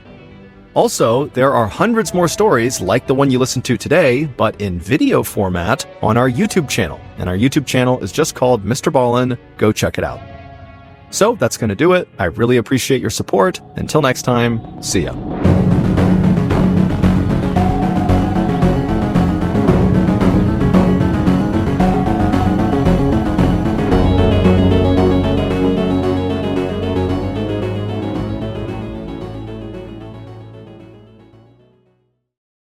Today's podcast features 3 stories that detail crimes that were caught on surveillance cameras. The audio from all 3 of these stories has been pulled from our main YouTube channel and has been remastered for today's episode. The links to the original YouTube videos are in the description.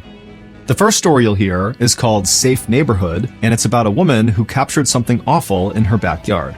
The second story you'll hear is called Killing Time, and it's a story that includes security footage of a killer right before they attacked. And the third and final story you'll hear is called Eye in the Sky, and it's about critical evidence that was discovered on CCTV footage in London. But before we get into today's stories, if you're a fan of the strange, dark, and mysterious delivered in story format, then you've come to the right podcast because that's all we do, and we upload twice a week, once on Monday and once on Thursday. So, if that's of interest to you, in your will, give the Amazon Music follow button a treasure map that leads to a pot of gold. But replace the gold with a $6 gift certificate to Blockbuster. Okay, let's get into our first story called Safe Neighborhood.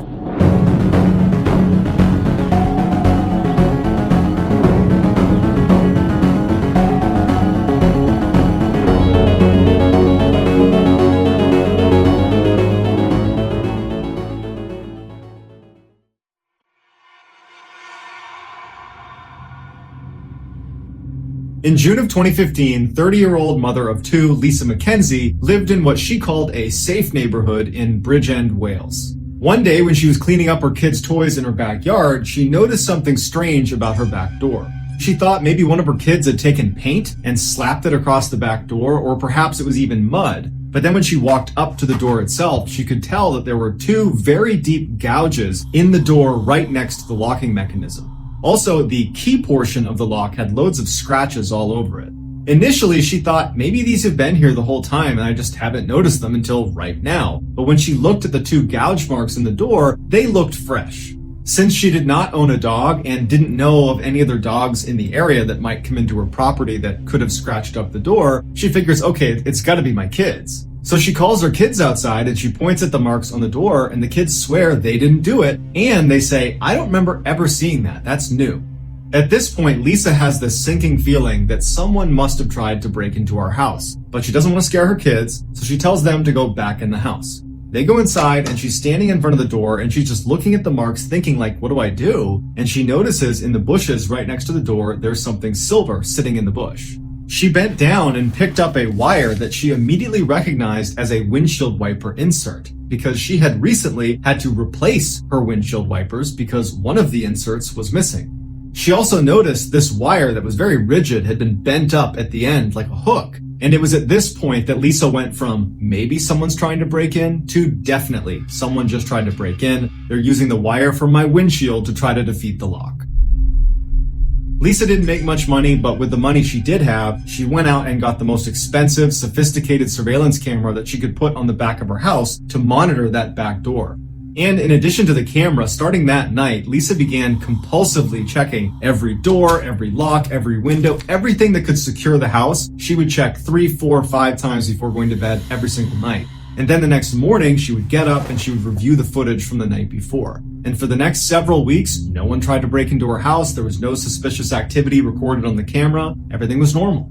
Until Monday, July 13th, when she woke up and noticed her back gate, not her door, but the gate leading into her yard, was slightly open.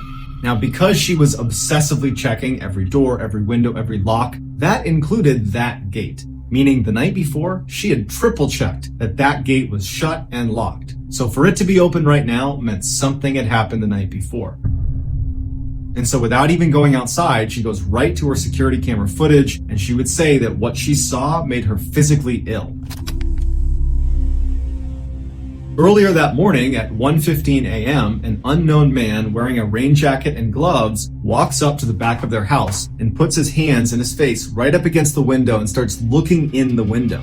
And then he steps back, pulls a flashlight out, and starts looking in the kitchen with his flashlight, just brazenly looking in the house. And at some point, he puts the flashlight down and looks up and clearly notices the camera that she has installed.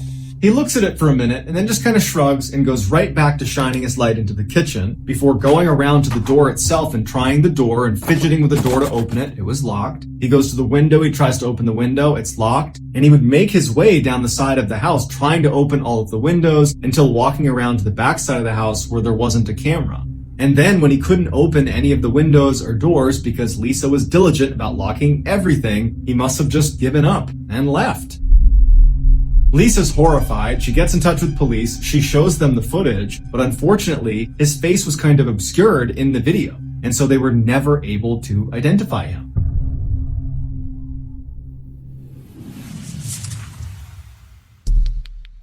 Our next story is called Killing Time.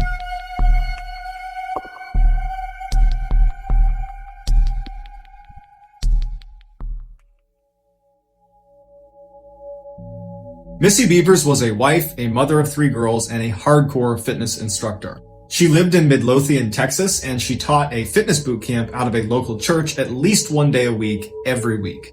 Missy was extremely bubbly and outgoing, and everybody seemed to really like her, and her personality really shined on social media, where she was an avid Facebook user, often posting multiple times a day, every day of the week. Missy would post information about upcoming fitness classes, either that she was teaching or that she was simply participating in. She would also post her own fitness regimen and her diet. She was just very focused on health. She also shared fairly personal things, like pictures of her family and where they were going and what they were up to. And she left her personal cell phone right on her Facebook page. So clearly, Missy was fine with kind of being out there. On April 17th, 2016, there was a weather report that came in that the next day there was going to be really, really heavy rain, in particular in the morning. And Missy's class was scheduled for the next morning at 5 a.m., and she started getting calls and text messages from the people who were going to that class asking, is this class still going to happen? By 7:55 p.m. that night, so many people had asked about it that she decided to just put a public post on her Facebook page addressing the weather. And it just said, if it's raining, we're still training, no excuses, you are gladiators. On the post, she included directions of how to get to the church, where this class was going to be in the church, what time they were starting, and what they could expect. Later that night at 9:23 p.m., she did another Facebook post that said, going to bed, I have to get up tomorrow at 3:30.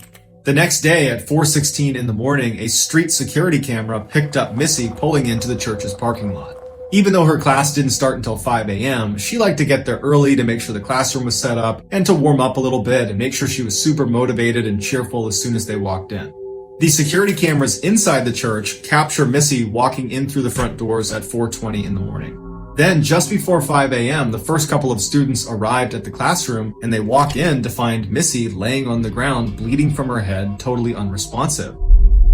They call 911, police and paramedics show up, and as soon as they get there, they pronounce Missy dead. Initially, there was some speculation that she might have fallen and hit her head, but they noticed all these puncture marks in her head that looked intentionally inflicted, like someone had struck her. And later, when they reviewed the security footage from inside the church, it was confirmed that she definitely was murdered. Earlier that morning at 3:50 a.m., so 26 minutes before Missy arrives in the church parking lot, an unknown figure wearing police tactical gear from head to toe breaks into the church. From 3:50 in the morning when they first get inside the church to 4:20 in the morning when Missy walks through the front doors, this unknown figure just kind of strolls casually up and down the halls of this church. It looked like they were carrying a hammer or perhaps a crowbar, and periodically, as they're kind of casually walking down the hall, they would turn to a window of a door and they would break it with whatever they're holding in their hand, and then they would just keep walking on. Like there was no reason for them to break the window, they're just bored. And this was actually an important point that police would make about this footage. This person walking around does not appear to want to vandalize the church. I mean, they're breaking a couple windows, but they could have done a lot more damage to the building, and they didn't. They don't appear to be looking to steal anything, and in fact, later police would confirm that nothing was stolen. What it looks like they're doing is just kind of wasting time, like they have some clear objective for being here, but they can't do it quite yet. They're waiting for a trigger of some kind. And it would turn out that that trigger was Missy walking through those doors at 4:20 in the morning. As soon as Missy made her way into the classroom, the assailant followed her and proceeded to beat her to death with whatever they were holding in their hand. By the time police arrived a little after 5 a.m., the suspect was long gone. Initially, police believed it was going to be fairly easy to identify who killed Missy. The person on camera wearing the tactical gear had a very distinctive gait with their feet turned out and they walked with a bit of a limp and they had very slouched posture. And the police figured as soon as we put this surveillance footage out in the public domain, someone's going to come forward and say they recognize this person. But despite the hundreds of leads that poured in from people after watching this video saying, oh yeah, I know this person, well, the police checked into all of them and they all checked out. Everybody had an alibi. And so years later, the police are still not able to identify who killed Missy or why, and so her case remains unsolved.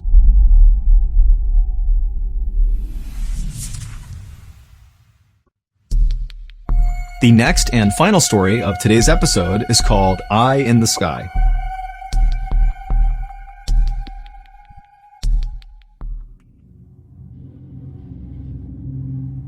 On the morning of Friday, June 11th, 2021, in a suburb in the northwest of London, a man named David Klein woke up to his early morning alarm. David rolled out of bed, he got dressed, and he very carefully made his way downstairs to start getting ready for work. As David moved around this old brick house he was in, he was very careful not to make much noise because he didn't want to wake up his roommate, a 67-year-old widow named Deborah Chung.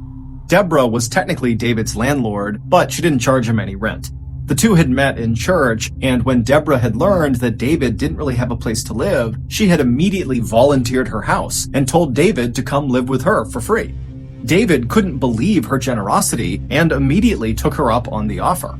And then after he had moved in, he learned that he was far from the first person who Deborah had allowed to come and live in her house rent-free. It would turn out Deborah, whose late husband had given her a ton of money in his will, felt like it was her responsibility and her duty to use her ample resources to house people that were kind of down on their luck. She said it was her way of serving God. Also, David got the impression that Deborah just liked having people living with her in her home. It made her happy. But David would notice a distinct change in Deborah's personality around the time the COVID-19 pandemic started in early 2020. At that time, Deborah, like many other people, was very concerned about this global health crisis and wanted to learn more about what was happening and what could happen in the future. And so the way she did that is she obsessively began going on YouTube and began consuming COVID-19 related content and political content surrounding COVID-19 and the pandemic and lockdowns. But instead of becoming more educated and well-versed on what was happening in the world, Deborah's constant consumption of COVID-19 related content on YouTube really just made her feel incredibly stressed out and anxious. And as David began to see firsthand, Deborah's sudden high levels of anxiety really began wreaking havoc on her life. Years earlier, Deborah was officially diagnosed with paranoid schizophrenia, which is a mental illness that causes bouts of psychosis, which is like losing touch with reality. Now, pre-COVID, pre-pandemic, her symptoms were so mild that she basically led a totally normal life. But once the pandemic started and her YouTube quest for information caused that spike in stress and anxiety, it caused a spike in her symptoms. And so she began suffering from frequent and lengthy hallucinations and delusions. One time, David came home from work, and when he went inside the house, he found Deborah sitting at the kitchen table, diligently writing these handwritten letters to various British public figures. And when David asked her what she was doing, she explained to him that these British public figures were speaking directly to her through the YouTube videos she was watching, and so these handwritten letters were her response letters back to these public figures. In May of 2021, Deborah's hallucinations had gotten so bad that doctors intervened and forcibly injected her with an antipsychotic medication. And while these meds definitely reduced Deborah's symptoms, they also had some pretty negative side effects as well. Namely, they totally curbed her appetite and they made sleeping really challenging. And so pretty quickly, those two side effects combined made Deborah feel really weak and tired basically all the time, to the point where she sometimes needed David to literally hold her up by her arm just to walk down the street. Now, David, of course, had no problem helping Deborah with whatever she wanted. I mean, she had done so much for him, but David had work, and so he was only really available to help her in the mornings and in the evenings during the week. And so he had actually spoken to Deborah about hiring a full-time caretaker that could live with her and just take care of her at the level she needed all the time. And Deborah was open to it. She actually called a company that offered that service, and they told her they would get someone out to her, but it would take some time before her caretaker was actually assigned to her. Now, David was really pleased with this development, but he really wished they would speed it up. Because again, every time he was away all day at work, he knew Deborah was home by herself, and so he was just so worried something was going to happen to her when he was gone. So after David gathered up all of his things and very quietly made his way from the kitchen to the front door, he paused for a moment and said a silent prayer in his head for Deborah's safety and protection while he was away at work, and then he opened the front door, quietly went outside, shut the door behind him, and headed off to work. A few hours later, David came home from work, he went back inside of the house, and the first thing he did is he called out for Deborah. But Deborah didn't call back, and the house was very quiet, and so David took off his shoes and walked around the first floor, kind of calling out for Deborah as he walked, but again, there was no answer. And so after walking the whole first floor and not finding her, he yelled one more time really loudly, "Hey, Deborah, are you here?" And after hearing nothing, he pulled out his phone and he called Deborah. And as the phone was ringing, he could hear Deborah's phone ringing upstairs. Okay, maybe Deborah is upstairs, she fell asleep, and her phone's just next to her on the bed. And so with David's phone still calling Deborah's phone, David began walking upstairs. And when he got to the top of the stairs, he just followed the sound of Deborah's ringing phone into her bedroom, and when he went in there, Deborah was not in there. Her phone was though, and so were her glasses. They were both just sitting on the bed. Those were two items that Deborah would bring with her anywhere she went. And so, trying not to panic, David called out a few more times for Deborah, but again, there was no answer. And so after quickly searching her bedroom and not finding her, he searched all the other rooms upstairs, but again, she just was not there. She was not in the house.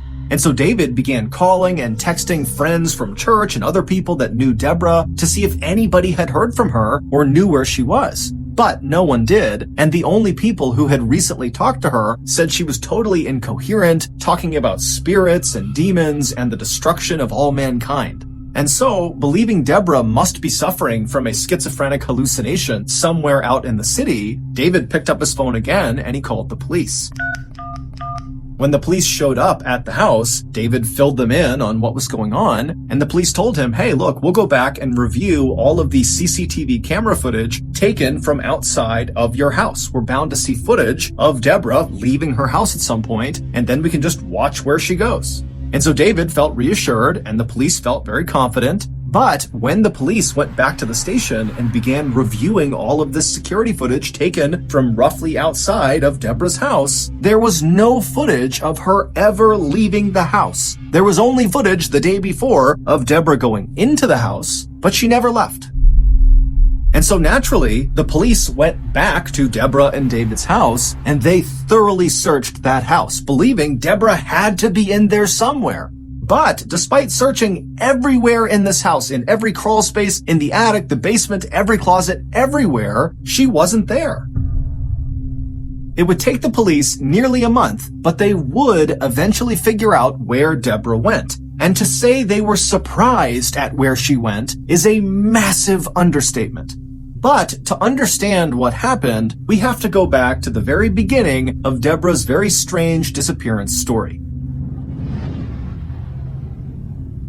It all started about 10 months before Deborah actually went missing in August of 2020. That month, Deborah met a 36-year-old woman named Gemma Mitchell at one of her church prayer groups. Like Deborah, Gemma was very religious, and so the two women became fast friends despite being 30 years apart in age. Deborah would confide in Gemma about her mental health struggles, and Gemma would confide in Deborah about her house/financial troubles. Basically, Gemma, a couple years earlier, had given money to a contractor to fix up her house, but the contractor had taken her money, not done any work, and then run off, basically robbing Gemma. But Gemma really needed to do these renovations, and so she wound up hiring a second contractor who did begin work, but during this process, Gemma realized she would never be able to recover the money that was stolen from her from the first contractor, and so when she realized she wasn't going to get that money, she knew she would not be able to fully pay the second contractor for his work. And so when the second contractor found out he was not going to get paid, he stopped work immediately, despite the fact that there was no working heat in Gemma's house, and there was a huge hole in her roof. But Gemma had no way to fix this, and so she and her mom were just living in this house that was just totally freezing all the time. Deborah had been so moved by Gemma's situation that very quickly after meeting her, she offered £200,000 to Gemma to finish the renovations on her house under the condition that one room in Gemma's new house would be solely dedicated to Christian ministry. Gemma was overwhelmed with gratitude. She could not believe that Deborah was willing to do this for her. And so, of course, she agreed to her terms without any hesitation.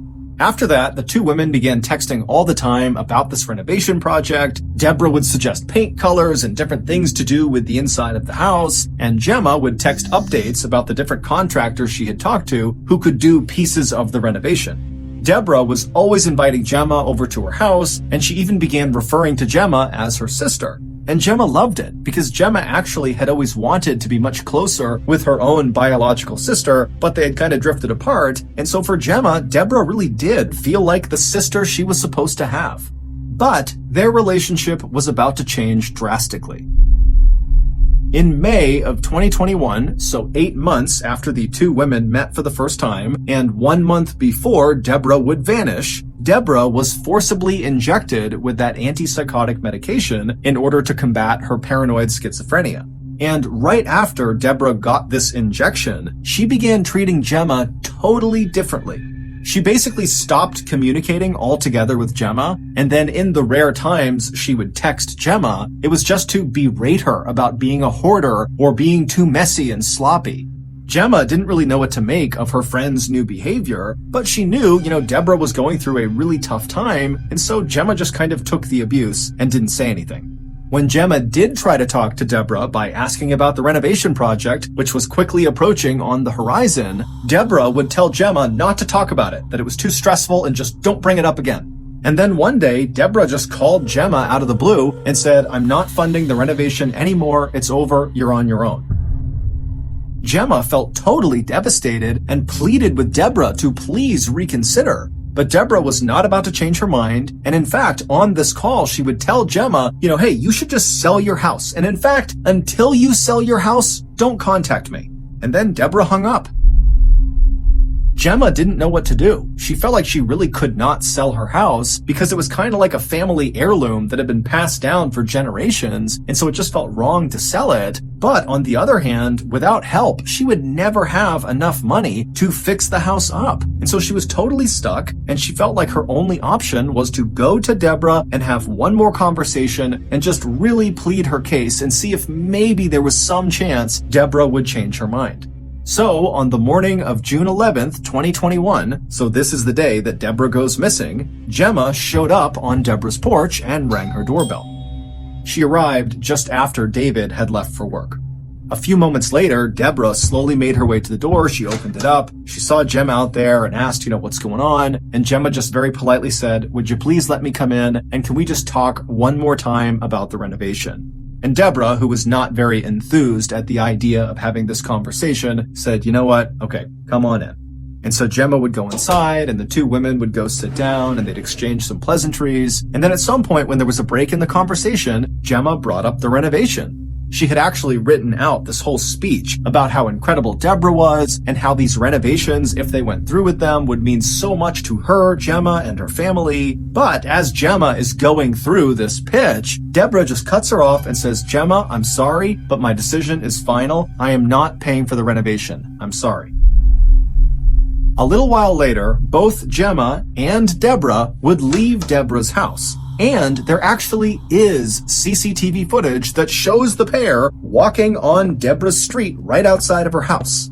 However, the reason the police did not flag this footage when they first were scanning all of that footage to figure out where Deborah went is because when you watch the footage of the two women together, it actually only looks like one person. It looks like Gemma. But Gemma is wheeling a huge suitcase right behind her, and as it would turn out, Deborah was inside of it. It's assumed that after Deborah was forcibly given that antipsychotic medication for her paranoid schizophrenia, that it really leveled her out. She was suddenly thinking very clearly for the first time in months. And in this clear state of mind, it's believed she realized the 200,000-pound gift she was giving to Gemma, someone she barely knew, was a bad decision. And so she just wanted to back out of it. And so, back inside of Deborah's house, when Deborah and Gemma are sitting there, and Gemma is doing her speech to try to convince Deborah to change her mind, and Deborah is saying, "No, my final answer is no, it's over," that's when Gemma snapped. She grabbed a blunt object, we don't know what it was, and she smashed Deborah right over the skull and fractured her skull, causing Deborah to fall unconscious and slump onto the floor. And then Gemma leapt on top of Deborah's unconscious body. Gemma pulled out a knife and cut Deborah's head off. And then afterward, Gemma cleaned up all the blood in the house and then stuffed Deborah's body and head into that big suitcase. And then after Gemma stole several legal documents and a copy of Deborah's will, she walked out of Deborah's house with Deborah in the suitcase behind her. Gemma would walk with Deborah all the way back to her house, and then she would leave the suitcase, with Deborah still inside of it, in her backyard. She would just leave it there for 2 weeks, and then after those 2 weeks, Gemma would take the suitcase again, still with Deborah's body inside of it, and transport it 250 miles away to a seaside town where she would dump it. And in that seaside town, some vacationers would discover Deborah's body and call it in to the police. On July 6th, 2021, police would arrest Gemma on suspicion of murder. When they arrested her, they showed up at her house and used a battering ram to smash in her front door. And then when the door finally literally smashed open, Gemma was just standing there waiting for the police as if she knew this was going to happen and she's just waiting to be taken away. When the police would actually go into Deborah's house and search it, they would find a fake copy of Deborah's will where all of Deborah's estate was handed over to Gemma and Gemma's mother. In October of 2022, Gemma was found guilty of murder and sentenced to life in prison with a minimum term of 34 years. To this day, Gemma insists she did not kill Deborah.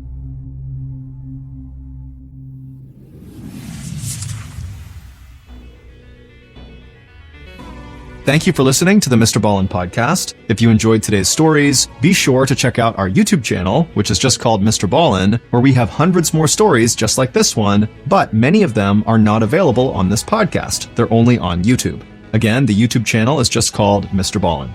So that's going to do it. I really appreciate your support. Until next time, see ya.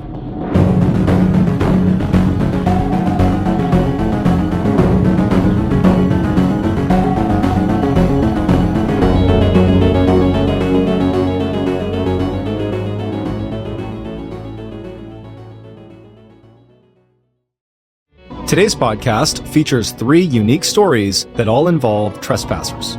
The audio from all 3 of these stories has been pulled from our main YouTube channel and has been remastered for today's episode. The links to the original YouTube videos are in the description.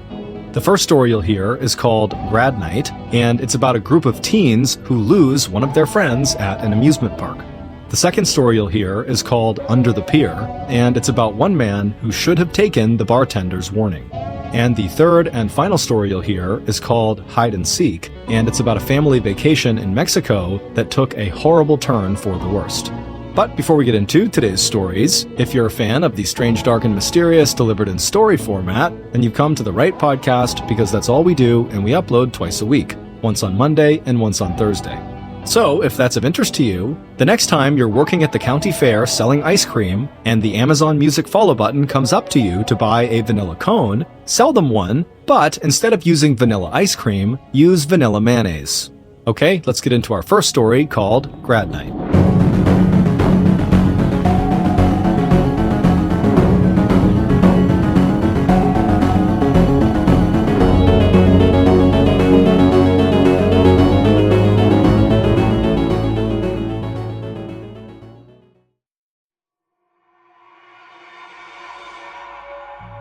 In the early 1980s, John Harder was the classic, athletic, popular kid at his high school in Delaware, Ohio, which is a relatively small town just outside of the state's capital. But unlike most stereotypes that paint high school jocks as being these total jerks that bully people and they're kind of stupid, John was none of those things. He was incredibly friendly and very warm-hearted and seemed to get along with everyone. John also was known for having a great sense of humor. In particular, he liked to play these kind of harmless pranks that would make people smile, like the time he very enthusiastically joined the cheerleaders during a high school pep rally, despite not actually being a cheerleader himself. John was set to graduate from high school on June 5th, 1983, and his plan was to study accounting at Kent State University the following year. A few weeks before his graduation, John's high school began selling these tickets to a grad night at a huge amusement park called Kings Island. Kings Island was located about 2 hours west of John's high school, and it was home to dozens of roller coasters, water slides, and many other attractions. During their so-called grad nights, this amusement park would shut down their public operations and not let anybody into the park that did not have these special student tickets that they gave to local area high schools. John, who was 17 years old at the time, was very excited at the idea of going to this grad night, and so he went and purchased tickets along with about 20 other students from his high school. At about 3:30 p.m. on Friday, May 13th, John and the other students who had bought grad night tickets met up outside of their high school. While this was a school-sponsored trip, the students were responsible for driving themselves to the park. And so after all the students were accounted for, they all piled into a couple of their cars and they began their journey to the park. After a few stops along the way to get food and go to the bathroom, the students finally arrived at the park at about 7 p.m. And on the drive, John, who had been a passenger, had drank half a bottle of rum and about 3 to 6 beers. And so when he got out, he could barely stand. He was so drunk. And so the students made their way over to the front gate. They showed the attendant their grad night ticket, and they were allowed inside. And surprisingly, despite it being this special night where only people with these tickets were allowed in, it was still pretty crowded. There were lots of students that apparently wanted to come to this event. Once John and the rest of the students from the Delaware High School had come inside the park, there was no rule that they had to stick together for the duration of their time there, and so they all kind of broke into their separate groups and went their separate ways. In John's particular group was his girlfriend Pam, and for the first hour they were in the park together, all they did was bicker and fight. Onlookers would say John looked visibly upset and very emotional and very drunk. By 8:30 p.m., when John's group had gotten in line for this roller coaster, John was now openly saying, "I don't want to be here anymore, I just want to go home." It was pretty obvious he was still just mad at Pam, and that's why he was saying all this, was just trying to make Pam feel bad. And so some of the group members told John, just, "Hey man, calm down, you're overreacting, just try to enjoy this ride, and then afterwards we'll get some food, it'll be fine." But it was pretty clear that John was really worked up and seemed incapable of having a good time at this point.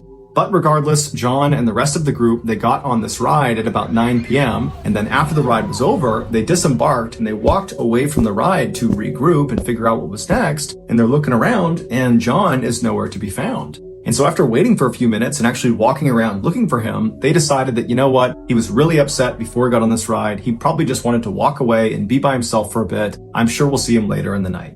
So John's group, without John, just continued going around the park, going on different rides, and for the next few hours, they kind of forgot about John. It wasn't until the end of the night, when over the loudspeaker, the park officials said, "Okay, we're closing the park now," that they started walking out and wondering where John was. And they were convinced, you know what, I'm sure he's back at the cars, he's probably waiting for us because he just wants to go home. So they leave the park, they get out to their cars in the lot, and John's not there. And so at this point, the group's starting to get a little bit concerned because no one knows where he is. They're meeting up with the other groups from their high school. No one's seen John. And so they're all just kind of staring at the front gate, waiting for John to come out, but he doesn't. And then eventually the lights in the park start shutting down and the security guard comes out front and locks the front gate. And that's when the group knew they had a problem. After an extensive investigation by police, this is their best guess as to what happened to John. After John and his small group rode that roller coaster around 9 p.m., John very quickly disembarked the ride before anybody else in his group could see him, and then John stumbled his way towards the replica Eiffel Tower that this park was famous for. This tower stood at about 300 feet tall and was built to be an exact replica of the Eiffel Tower in Paris, France, but this one at Kings Island was only a third the size. It had 3 elevators that went up the center of the structure, and the elevators would stop at a 50-foot platform and a 275-foot platform where guests could look out and have a great view of the park. While today, the only way to access these 2 viewing platforms is through these elevators, at the time John was at the park in 1983, the park actually had a flight of stairs that went from the ground all the way to the very top of the tower that went right up the middle of the structure, and the public was allowed to take these stairs all the way up to the first platform, that 50-foot platform. And while the stairs did actually continue beyond that, up to the 275-foot platform, the public was not allowed to go any higher on the stairs than that first platform. And so if you took these stairs, once you got to the 50-foot platform, there would be a big fence right on the stairwell preventing you from going any farther. And it says authorized personnel only, don't go any farther. And so the only people that would walk up those additional flights of stairs were staff that had a special key. When John stumbled his way over to the base of this replica tower, he did not get on an elevator. Instead, he took the stairs. So he made his way up to the 50-foot platform, and then when he got to this 6-foot tall gate preventing him from going any farther, he just climbed up and over it and continued walking up the stairs, and nobody stopped him. He finally came to a stop just below the 275-foot mark. And so he's on the stairwell. And at this point, he turns and faces the inside of the tower. It's all these metal beams all over the place. And he climbs over the railing of the stairs he's on, and he climbs onto this narrow beam that's actually a part of the support structure of this tower. And he grabs onto the beam above him and just begins walking along this beam towards the center of the tower where the 3 elevator shafts are. Now, there's no safety net on either side of John, so if he slips and falls, he's falling hundreds of feet to the ground. And if he keeps walking and actually gets into the elevator shaft, there's nothing protecting him from being struck by one of the elevators, because the people who built this tower were not thinking about people walking on these exposed beams hundreds of feet up into the air. This is a totally dangerous and unauthorized area. But John just continues shimmying across this beam until he does get to the middle of the tower, and now he's literally standing looking down into the elevator shafts. And as he's most likely looking around, admiring where he was, one of the elevator cars below him began to start moving. To understand what happens next, you need to have a rudimentary understanding of how this elevator worked. A large metal rope was attached to the top of the elevator car, and from there it was thread up the elevator shaft all the way to the top, where it was fed through a pulley that was anchored to the ceiling, and then that rope was fed right back down the shaft to the bottom, where it was attached to a counterweight. A counterweight is just a large heavy weight that's designed to balance this elevator car on this pulley system. Without the weight, the elevator car would just slip off of that pulley. And so anytime the elevator car moved up, the counterweight would move down, and vice versa, making sure that car was always balanced. And so John is standing right on the edge of this elevator shaft, presumably just kind of looking around, admiring where he was, when down below him, that elevator car starts to move, and it starts to actually descend away from John. And so the car itself is not necessarily a threat to John. However, its counterweight is, because if the car is going down, its counterweight is going up, and it's right in the path of John. And so as John is leaning out over the shaft looking around, this counterweight comes screaming up and picks him off of the beam he's on and carries him up into the shaft. The impact on John was so strong that it's believed he was actually impaled on some of the exposed metal wiring on top of this counterweight, and he got totally tangled up in all of the cables on top of there. And so as John is desperately trying to free himself, the elevator operator, there was always a staff member inside of these elevator cars, he actually noticed when John got stuck on the counterweight. But of course, this worker would have no idea that's what it was. They would later recall, it just felt like the car suddenly jumped. And so this worker, fearing that something had gone wrong with the elevator car itself, he decided he would ride it all the way to the bottom, let everybody get out, and then ride back up to the top totally empty to make sure that the car actually worked before allowing people back on. And so the worker went to the ground, everybody got out, he closed the doors, he began his ascent. He got to that first platform at 50 feet, no issues. He got about 10 feet above that first platform, so at about 60 feet, when all of a sudden he hears an unbelievably loud thud on the roof of his elevator car, causing his car to immediately come to a stop. And then blood began pouring over the sides of the car over the windows. After getting stuck on the counterweight, John probably did everything he could to try to free himself, but he just couldn't do it. However, when that elevator worker decided to go back up again to test the capacity of the elevator car, it reversed the direction of the counterweight that John was stuck on. And so as that car was going up, John began going down, and it was on this descent that parts of John's body must have been dangling off of this counterweight, and they must have struck one of the beams as he was going down, and that beam effectively pried him off of whatever he was stuck on and threw him over the edge into the center of the shaft. And so John would fall 200 feet and he would land on top of that elevator car, dying instantly. The park was very quick to block off the ride and the whole scene and got police involved very quickly. So only a very small number of guests and employees were aware an accident had even happened, and very few of them were aware that it had been a fatal accident.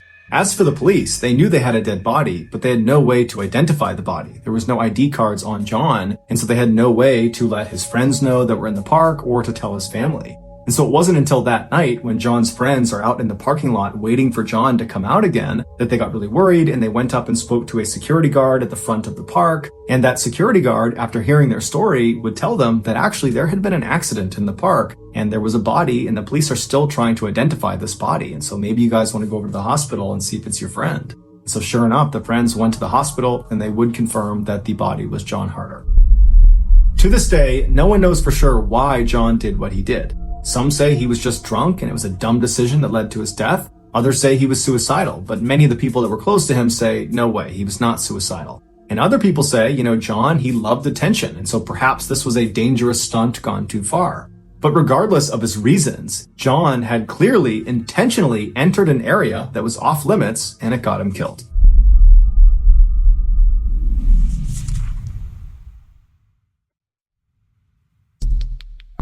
Our next story is called Under the Pier.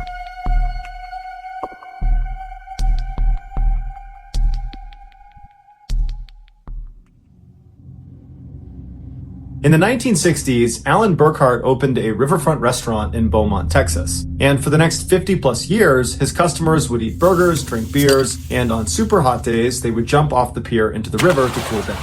But one day in June of 2015, while Alan was in his restaurant looking out the back window, he saw something strange in the river. When he went outside to get a better look, he noticed his customers who were eating outside had also noticed this strange thing, and now they were standing up and nervously watching it as it floated by.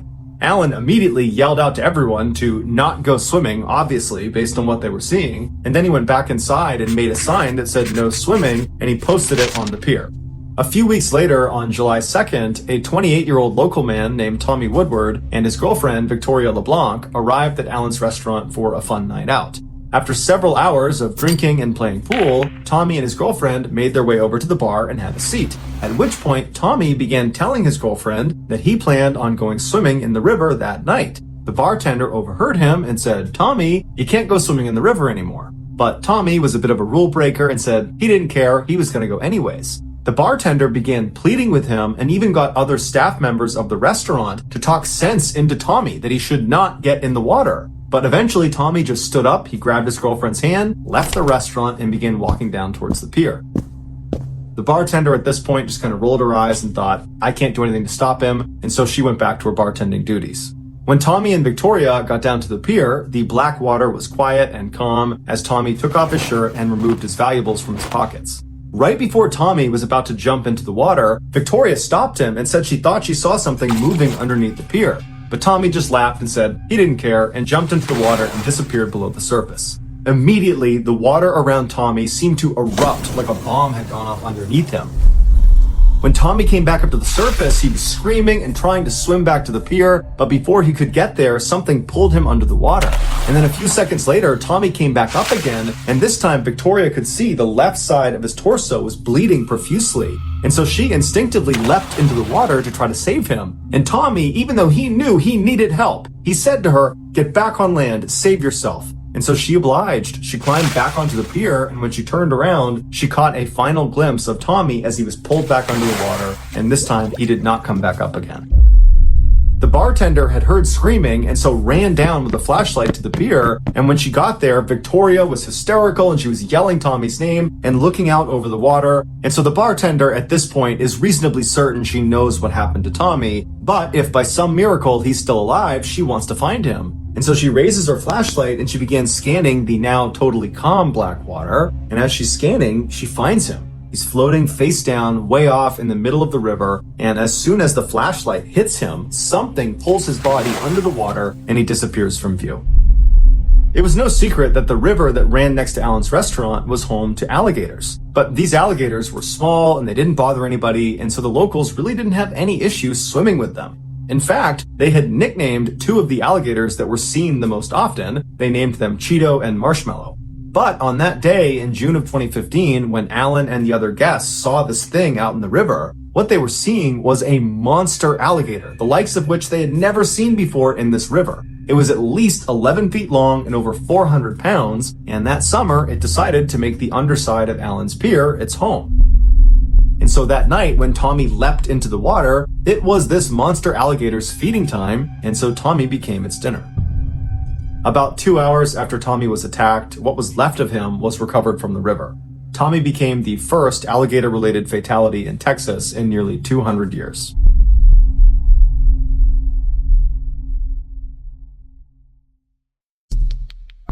The next and final story of today's episode is called Hide and Seek.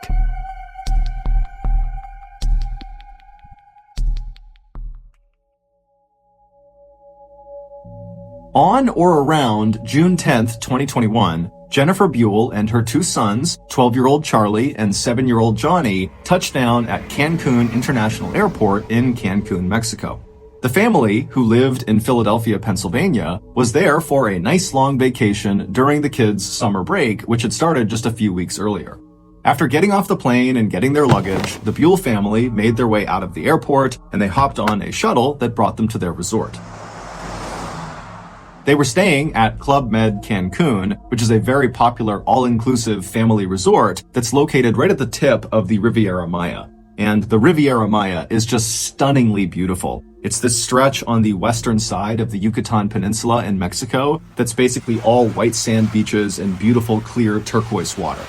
But Club Med Cancun's fabulous location was not the only reason why families loved going there so much. Club Med, the huge hotel company behind this particular resort, is known for their gentils organisateurs. They call them GOs for short, and basically these are staff members employed by Club Med at all of their locations everywhere in the world whose sole job is to make sure the guests staying at their hotels have a truly unforgettable experience. And so these really friendly GOs are always walking around these hotels and talking to the guests and pointing them to the different places they can go within the hotel, and they encourage the guests to interact with each other and to participate in resort activities. And so a stay at a Club Med hotel, whether it's Cancun or anywhere in the world, is known to be very upbeat and highly interactive. So Jennifer and her two sons, they get off the shuttle at Club Med Cancun, they go inside, they get checked in, they make their way to their room, they drop their bags, and then they head out to explore the hotel.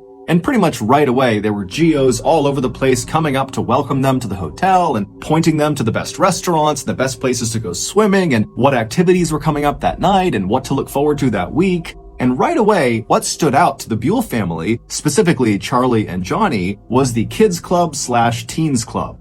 Basically, the GOs organized really fun games and activities just for the kids, depending on what age they were. And so this was really appealing to Charlie and Johnny to go play with other kids. And it was appealing to Jennifer because this would mean she could go off and actually relax because she would have childcare. So starting that first night and over the next week they were in Cancun, Jennifer made sure they always were around the resort so that the boys could just take off and go hang out with this Kids Club, Teen Club whenever they wanted. And so the routine that the Buell family adopted over the course of their vacation was they would get up early, they would go to the white sand beaches right outside of their resort, and then after coming back to the resort, Charlie would almost always cut loose and go hang out for the rest of the day with the kids in the Teen Club, Kids Club, and Johnny, he mostly stayed with his mom, but over the course of the day, he would leave and do one-off activities with the club. And then at 9:15 p.m. at night, the trio would always link up on the pool deck and they would make their way in to see one of the shows that the GOs were putting on, ranging from comedy sketches to circus tricks. And so all in all, the Buell family vacation to Cancun, Mexico was really going as well as it could have been, until a simple game of hide and seek changed everything. On June 18th, so roughly 1 week after the Buell family had arrived in Mexico, the family got up and they began their typical vacation routine. They headed to the beach, and then afterwards, Charlie broke off and went to spend time with the kids at the Teen Club, Kids Club, and Johnny and Jennifer, they mostly stayed together for the rest of the afternoon. That evening, around 8:30 p.m., after all three of the Buells had had dinner, they decided to split up before rejoining at 9:15 to go in and see a show. Johnny wanted to head downstairs and go see a kids-only show. Jennifer wanted to head up to the second level to have chocolate fondue dessert with a friend she had made at the resort. And Charlie wanted to meet up with his friends from the Kids Club, Teens Club out on the pool deck where the GOs were organizing a big game of hide and seek. And so after watching his mother walk upstairs to the fondue restaurant and watching his younger brother head downstairs to the kids-only show, Charlie turned and ran towards the pool deck. And when he got there, he immediately linked up with his best friend from the vacation, a 13-year-old named Cyrus, and very quickly after that, the GOs who were on the pool deck with all these other kids that were out there, they said, okay, we're gonna start counting, you guys all hide. And so the GOs, they walked to the side of this big pool deck, they covered their eyes, they began counting, and all the kids, Charlie and Cyrus included, scattered to find the best hiding spot. And right away, as Charlie and Cyrus are looking for places to hide, they're seeing the other kids are taking up all the best hiding spots. And so for a second, they're panicking. They're not going to have a good spot. Then both of the boys looked over to the side of the pool deck and they realize there is a perfect hiding spot that nobody's taken. Around the outside of this huge open-air pool deck was a metal fence. It was only a couple of feet tall, and it was made up of metal bars so you could see right through it. It was basically in place just to denote the edges of the resort property, and on one length of this perimeter fence, the south side of this fence, there was a gate built into this fence. And this gate was almost always closed and locked. The only time it was opened was when a GO or another hotel staff member would open it to lead guests out of the resort property to go off and do some excursion. But for some reason, on the night of June 18th, this fence was wide open. On the other side of this fence was just this small rectangular platform that jutted out about 10 feet from the pool deck, same level as the pool deck. And if you were standing on this platform with your back to the pool deck, on your left side would be a very small flight of stairs, just a couple of steps going down. And so Charlie and Cyrus, they look over and they see this gate is open, and they know there are those stairs kind of tucked down below the platform, and they're thinking, if we crouch down on those steps, no one will see us from the pool deck. We'll be obscured from view.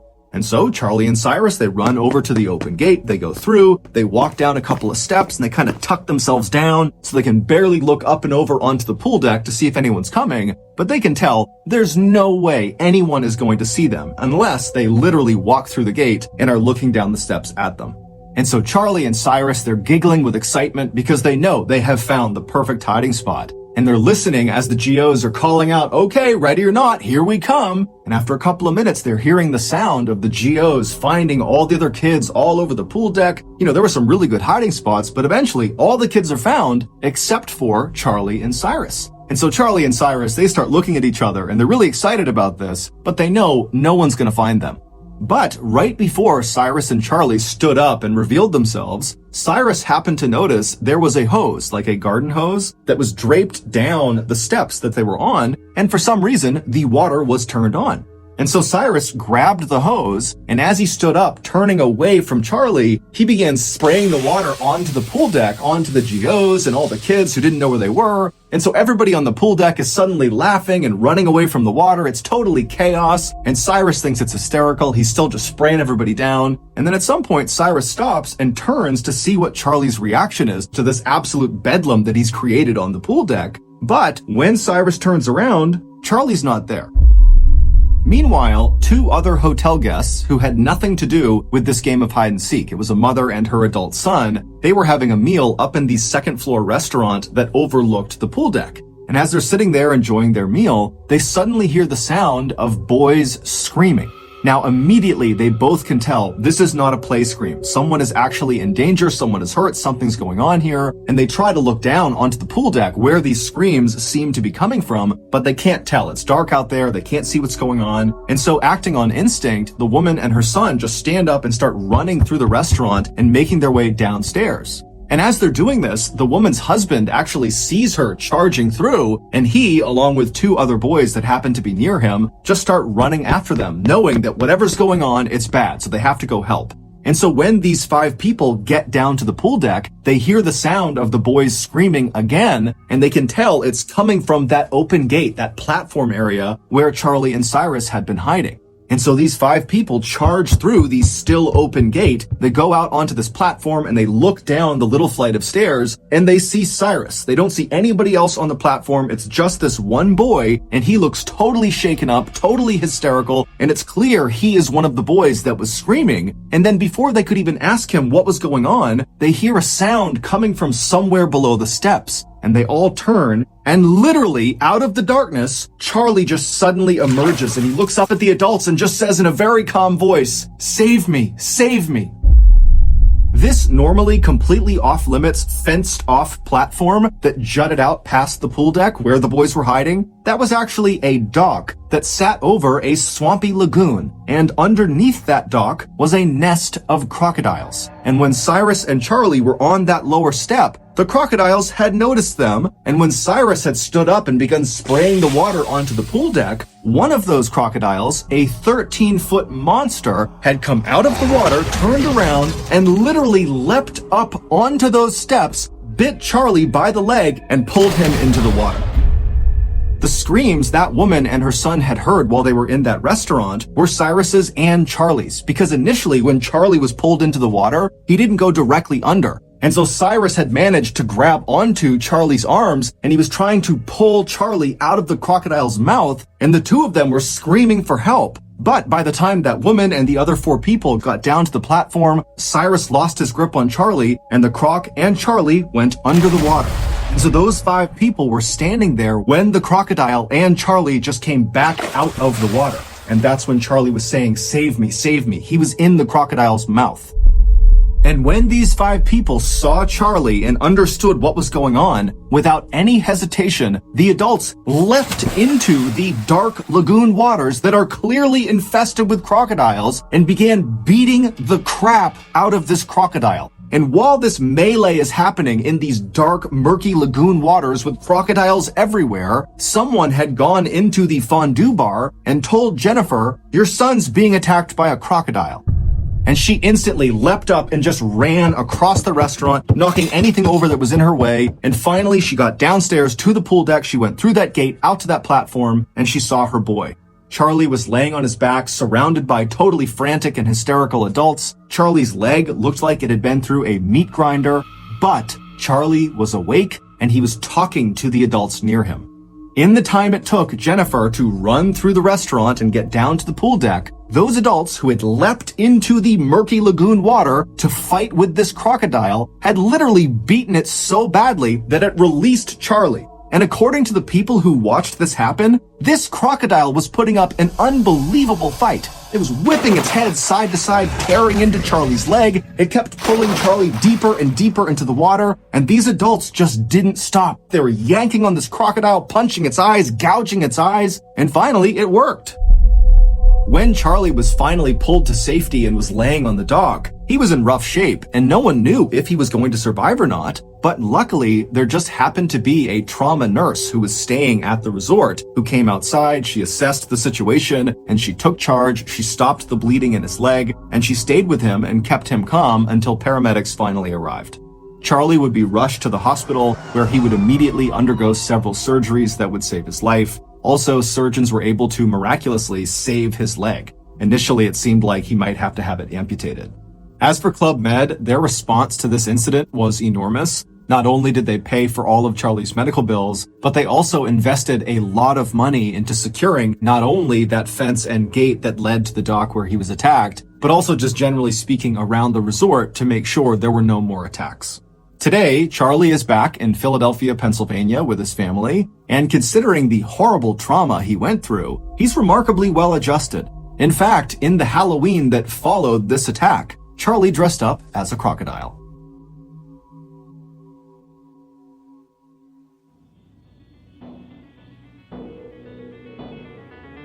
Thank you for listening to the Mr. Ballin podcast. If you got something out of this episode and you haven't done this already, the next time you're working at the county fair selling ice cream and the Amazon Music follow button comes up to you to buy a vanilla cone, sell them one, but instead of using vanilla ice cream, use vanilla mayonnaise. This podcast airs every Monday and Thursday morning, but in the meantime, you can always watch one of the hundreds of stories we have posted on our main YouTube channel, which is just called Mr. Ballin. We have a registered 501c3 charitable organization called the Mr. Ballin Foundation that honors and supports victims of violent crime as well as their families. Monthly donors to the Mr. Ballin Foundation Honor Them Society will receive free gifts and exclusive invites to special live events. Go to mrballin.foundation and click Get Involved to join the Honor Them Society today. If you want to get in touch with me, please follow me on any major social media platform and then send me a direct message. My username is just @MrBallin, and I really do read the majority of my DMs. If you want to check out our merch, join our Discord server, or just see what's going on at Ballin Studios, head on over to our brand new website, ballinstudios.com. So that's going to do it. I really appreciate your support. Until next time, see ya.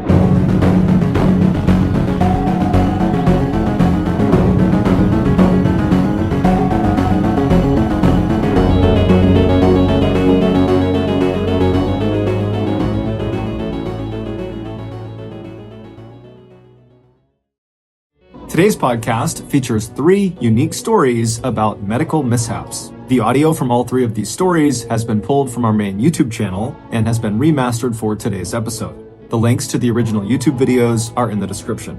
The first story you'll hear is called Side Effects, and it's about a healthy young man whose life was turned upside down after a minor pain in his leg revealed a big problem. The second story you'll hear is called Traffic, and it's about a seemingly harmless mistake that caused problems 40 years later.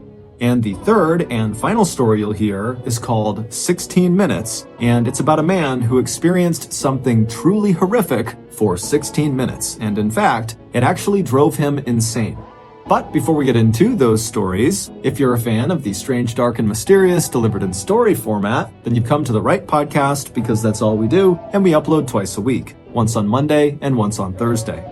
So, if that's of interest to you, please gift the Amazon Music follow button one of those magic 8 balls that can tell the future, but change all the potential answers to, sorry, try again. Okay, let's get into our first story called Side Effects.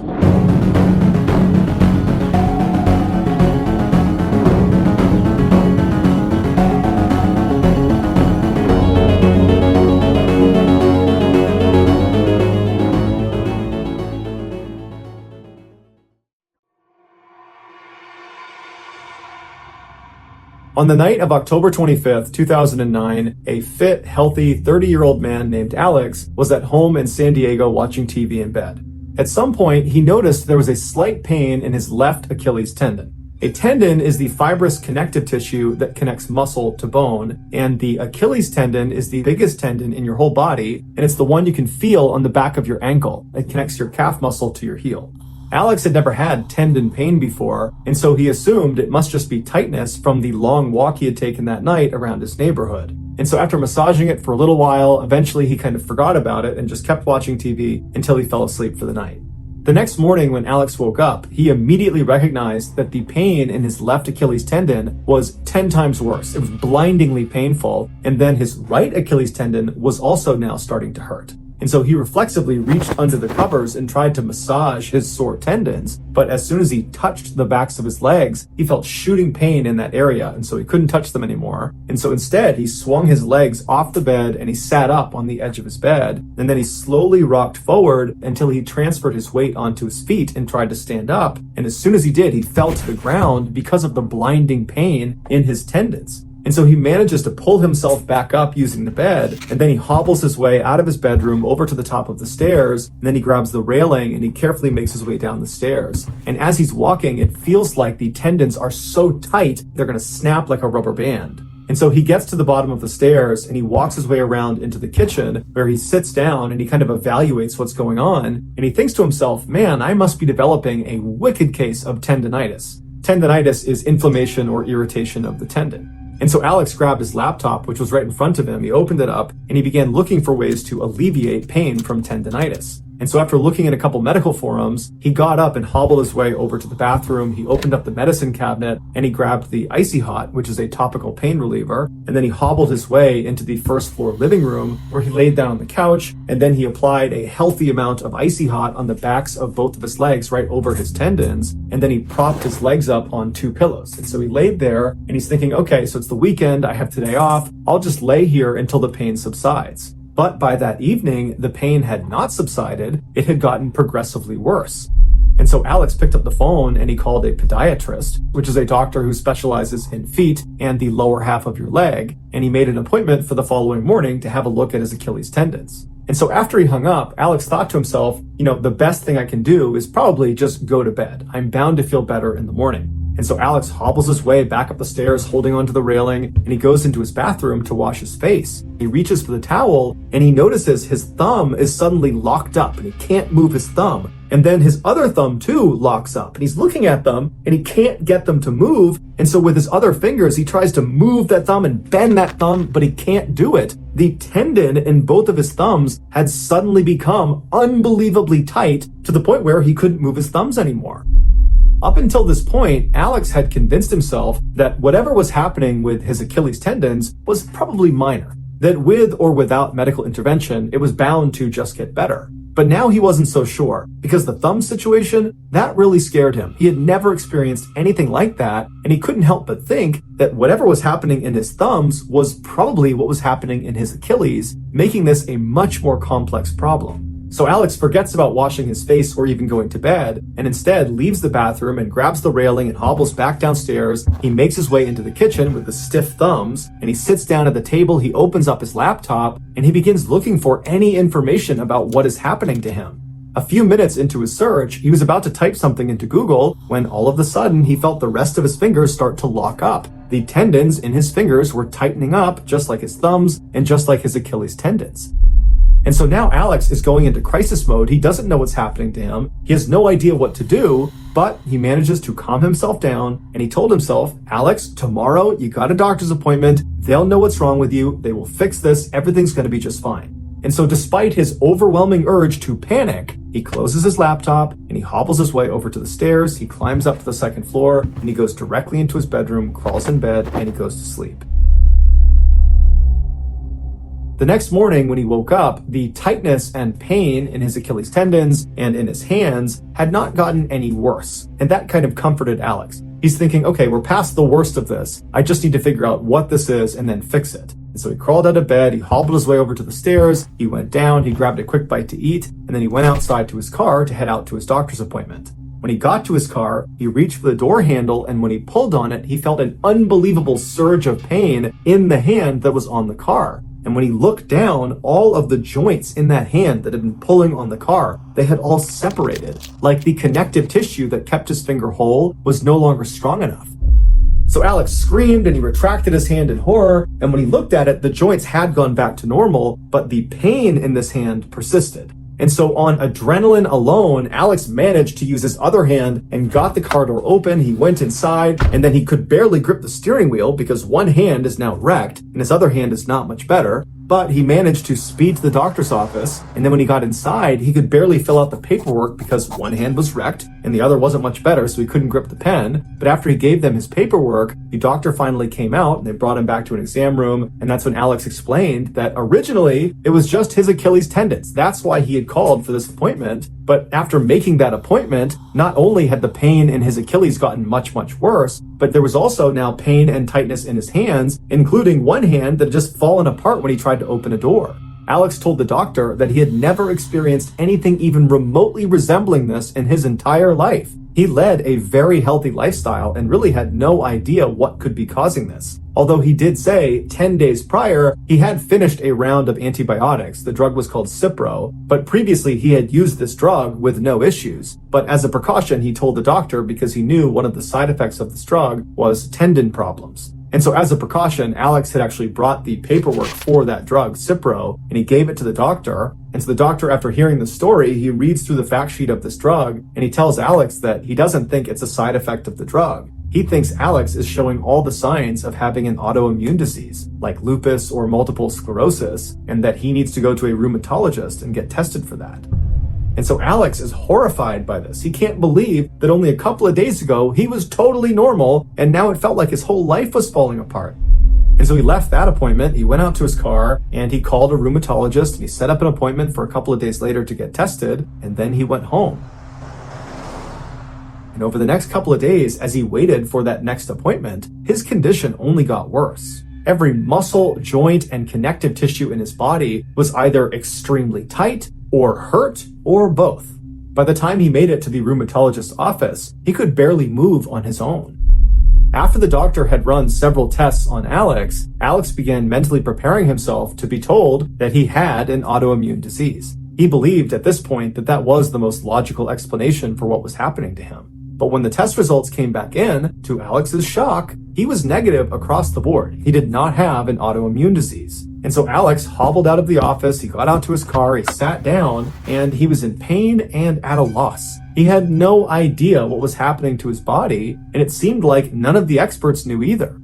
And so when Alex got back to his house, he made his way into the kitchen and he sat down to do some more research, but he felt like he was at a loss there too. He didn't even know what to research. He had searched for every possible combination of pain, tightness in your Achilles, pain, tightness in your hands and your fingers, and nothing was lining up with his experience. And so he thought to himself, even though that podiatrist ruled out the antibiotic he had taken a cycle of before he started feeling the way he was feeling, even though he ruled that out, I might as well do some more research on it because it's the one thing I can point to that was newly introduced to my life before I had all these things happen to me. And so he opened up his laptop and he typed in Cipro side effects, and what he discovered horrified him. Cipro is part of a class of antibiotics called fluoroquinolones, and while it is a very effective antibiotic, it comes with extremely severe side effects. And enough people who have taken a fluoroquinolone have suffered from these side effects that there's actually a term given to them. They are said to have been floxed. And as Alex discovered in his research, there are many online communities for these floxed individuals, many of which used to be healthy and fit, but after taking these drugs, they became bedridden or had to transition to a wheelchair. This is due to one of the nastiest side effects of this class of drug, ruptured tendons.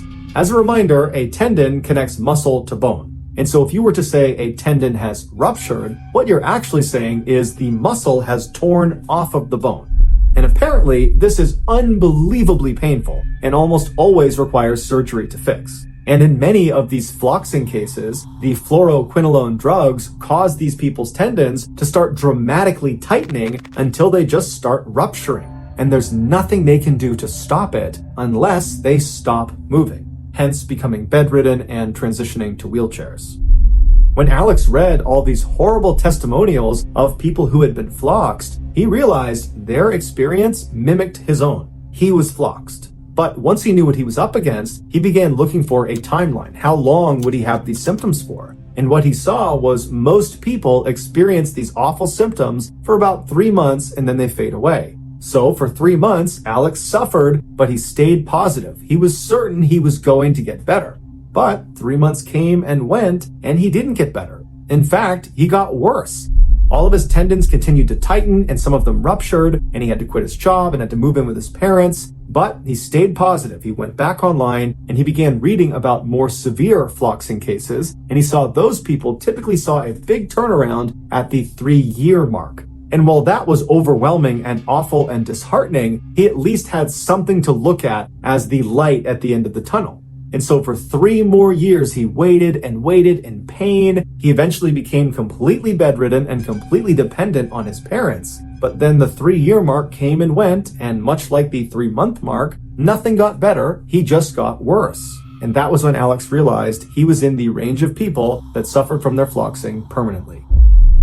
In 2016, so 7 years after taking that fateful dose of Cipro, he wrote a blog post on his website updating the world about his condition. In it, he says he's only gotten worse and that his life effectively came to an end in 2009 when over a 6-day period, he swallowed those 12 Cipro pills. And so now all he looks forward to is his death.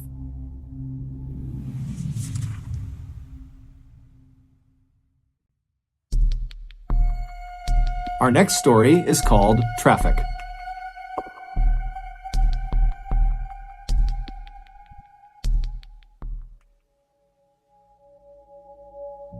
In 2013, 46-year-old Paul Baxter started feeling sick, and then he developed a wicked cough that got so bad over a couple of days that he could barely speak because he was just coughing the entire time. And so he went to his doctor, who quickly diagnosed him with pneumonia and put him on a treatment plan. But after several months of being on this plan and not having his condition improve at all, his doctor referred him to a respiratory clinic. There, they did an x-ray of his chest and they discovered a suspicious shadow in the lower right section of his lung.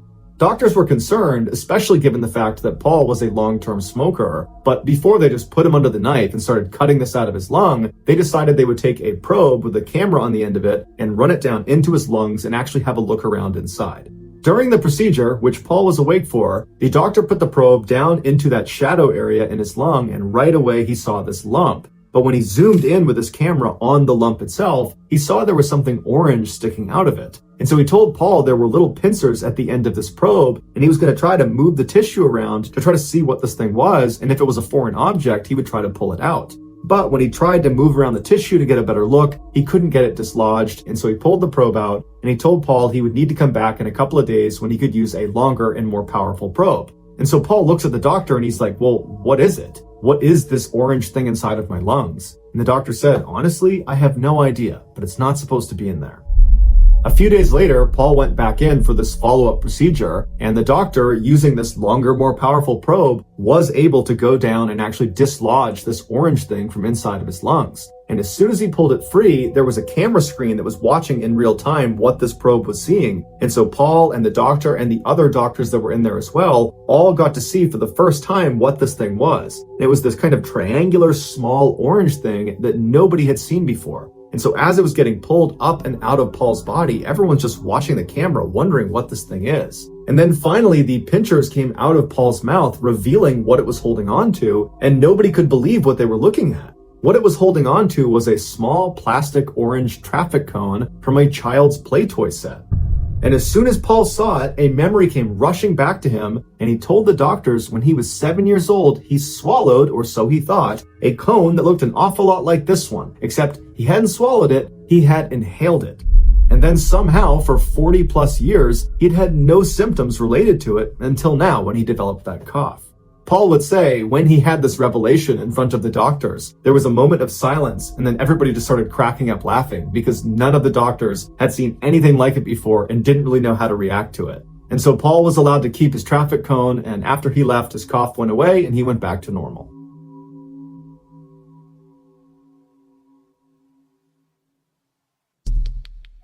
The next and final story of today's episode is called 16 Minutes.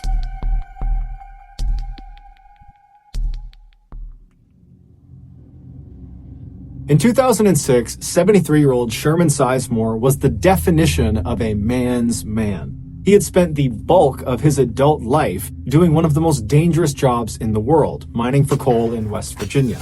And while he was a coal miner, he apparently had lost track of the amount of times he had nearly been killed from mine shaft collapse and gas leaks. Later on in life, after his kids had all grown up, he had retired from coal mining and become an ordained Baptist minister. And despite his harrowing backstory and burly, intimidating appearance, he was known to be incredibly gentle and very calming to his parishioners. He was also known to be an incredibly devoted grandfather, to the point where if there was a chance to spend time with his grandkids, he would basically throw all of his responsibilities out the window to do that. But in January of that year, something changed in Sherman. He went from being this pillar in the community to being a deranged, paranoid lunatic. It all started on the afternoon of January 19th. Sherman and his wife Ruby were sitting in their home alone on the couch, just kind of doing their own things, when suddenly, out of the blue, Sherman just starts screaming as if he sees something in front of him that's terrifying him, and his screams startled Ruby so that she started screaming, and so she looks at her husband, and he's still just looking straight out ahead. He's terrified of something in front of him, and so Ruby looks from him to where he's looking, and there's nothing there. And so she turns back to her husband, and she's like, "What's going on? What are you screaming for? What are you so scared of?" But Sherman wasn't able to speak. After he stopped screaming, he just continued to look straight out as if whatever had terrified him had him in this trance where he couldn't look away. And so his eyes are wide, his mouth is open, his face is going white, he's starting to sweat, and Ruby's starting to panic. She has no idea what's happening with him. And so eventually she just holds on to him and says, "Come back to me, come back to me." And Sherman at some point he kind of broke out of his trance, and he looked at his wife and he just says, "You can't leave me or they'll kill me." Ruby has never seen behavior like this in her husband ever. This is a completely different person she's interacting with, and so she has no idea what to do. And so instead, she just kind of holds on to Sherman and prays that he doesn't start acting like that again. But that didn't happen. All day long, periodically, he would just start screaming about something that Ruby couldn't see. Now, Ruby did consider calling 911 and getting medics out there, but his behavior was so unusual, and he was normally such a rock who was so competent, who was so healthy, that she didn't want to. She felt like he would just kind of get through this, that if they can just get through today and get into tomorrow, that he would be better. And so she just all day was comforting him and just dealing with these episodes. And then finally they got into bed that night, and Ruby's thinking, thank goodness, we're going to wake up tomorrow and things will be better. But when she woke up the next morning, it was very obvious Sherman had not slept at all. He was looking straight up at the ceiling. He looked worse than the day before. It was obvious that he was not back to normal. And so Ruby called the rest of the family and had them come over to figure out what they were going to do. But when Sherman found out his family was coming to his house, he told Ruby they can't come inside. He was afraid they and others were conspiring to bury him alive. The only person he could be around was Ruby, and his whole family had no idea what to do. Little did they know there was actually a very specific reason he was acting the way he was.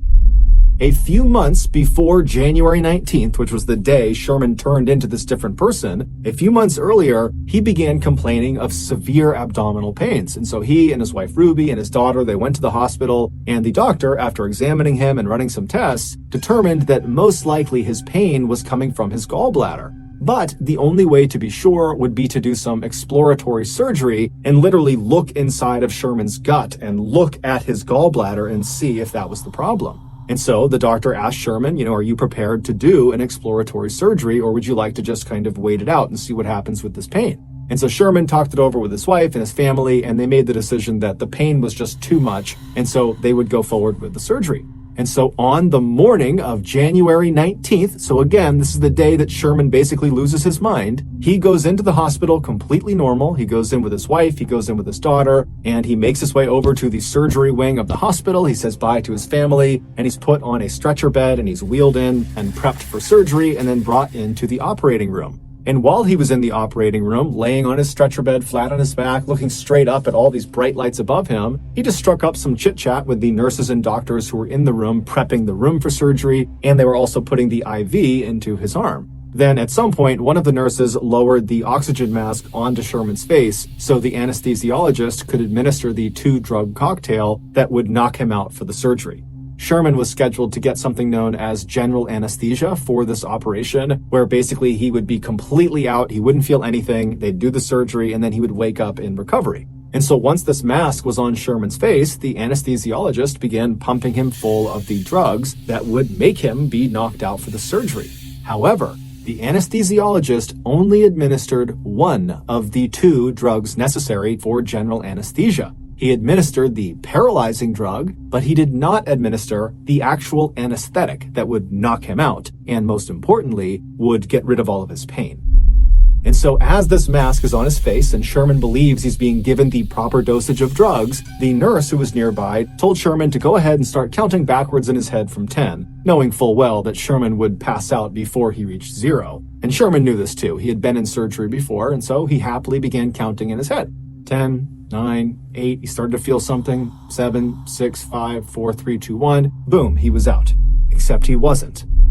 When he reached 0 in his head, counting down, he realized he had not passed out. He began taking mental stock of what was going on, and he realized he could completely feel his body, but when he tried to move his body, he couldn't. He was completely paralyzed. When he tried to make a sound, he couldn't because his vocal cords were also paralyzed. The only thing he could move were his eyes. He could move them left and right. However, they had taped his eyes shut, so he can't see anything. And so Sherman is thinking to himself, okay, I've been given the drugs, maybe they're slow acting, any minute now I'm going to drift off to sleep and this will just be a distant memory. But after a few seconds, he's hearing the doctors and nurses in the room. He can't see them, but he hears them. They seem to be moving towards doing this operation, and he's still awake. And so Sherman becomes frantic and starts flicking his eyes left and right as fast as he possibly can. And the rapid eye movement actually loosened the tape on both of his eyelids, and it created a tiny slit that he could actually look through. And what he saw terrified him. The surgeon was walking over next to him. He was getting his gloves on. And then the surgeon says, "Scalpel." And the nurse hands him this chrome metallic blade, and the surgeon takes the blade and begins cutting into Sherman's midsection. Sherman felt everything, but Sherman couldn't do anything about it. All he could do was rapidly flick his eyes left and right in hopes one of them would see that he was awake, that he was feeling this. But no one was paying attention to his face, so they didn't see his eyes moving around. And so the surgeon continued to cut into his midsection until he had cut out a fairly significantly sized hole, at which point the surgeon hands the scalpel to the nurse and says, "Clamps." At which point the nurse hands him what looks like a torture device, and the surgeon proceeds to use these clamps to pin segments of Sherman's skin that has just been cut open to his body to basically keep the hole open. And then the surgeon began tugging on the outsides of this hole in Sherman's midsection, making sure it was big enough that he could actually get a good look into his body. And every little tug is sending lightning bolts of pain into Sherman's body. But again, all he can do is flick his eyes left and right, and no one's paying attention.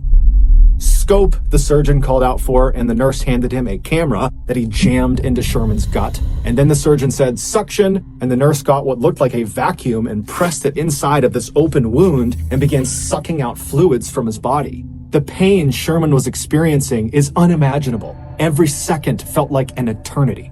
Forceps, the surgeon called, and the nurse handed him these metal prongs that he put inside of this hole in Sherman's body, and he used them to dislodge his gallbladder so he could get a better look at it. By this point, Sherman wanted to die. He was no longer flicking his eyes left and right. He was just looking straight out, hoping someone would finally see him. And someone did. One of the nurses standing next to the surgeon looked up at Sherman's face and saw Sherman looking back, terrified at the nurse. At which point the nurse yelled out, "Stop, he's awake, he's awake!" And the surgeon practically faints, and he looks over at the anesthesiologist and he calls him, "Get over here and fix this." And so the anesthesiologist comes running over from the side of the room. He gets up next to Sherman and begins pumping him full of painkillers. And as he's doing this, he has this moment of clarity. He remembers he didn't give him the anesthetic. And so as these new painkillers that have just been introduced begin to take their effect, Sherman's eyes go from being terrified to glazed over, and he does pass off to sleep. And so now he's out and he can't feel anything. But now the anesthesiologist and the medical team realize they have a very big problem. This patient just experienced 16 minutes of surgery and felt all of it. And at the end of it, when he wakes up, he's going to remember it, and he's probably going to file a lawsuit against the hospital.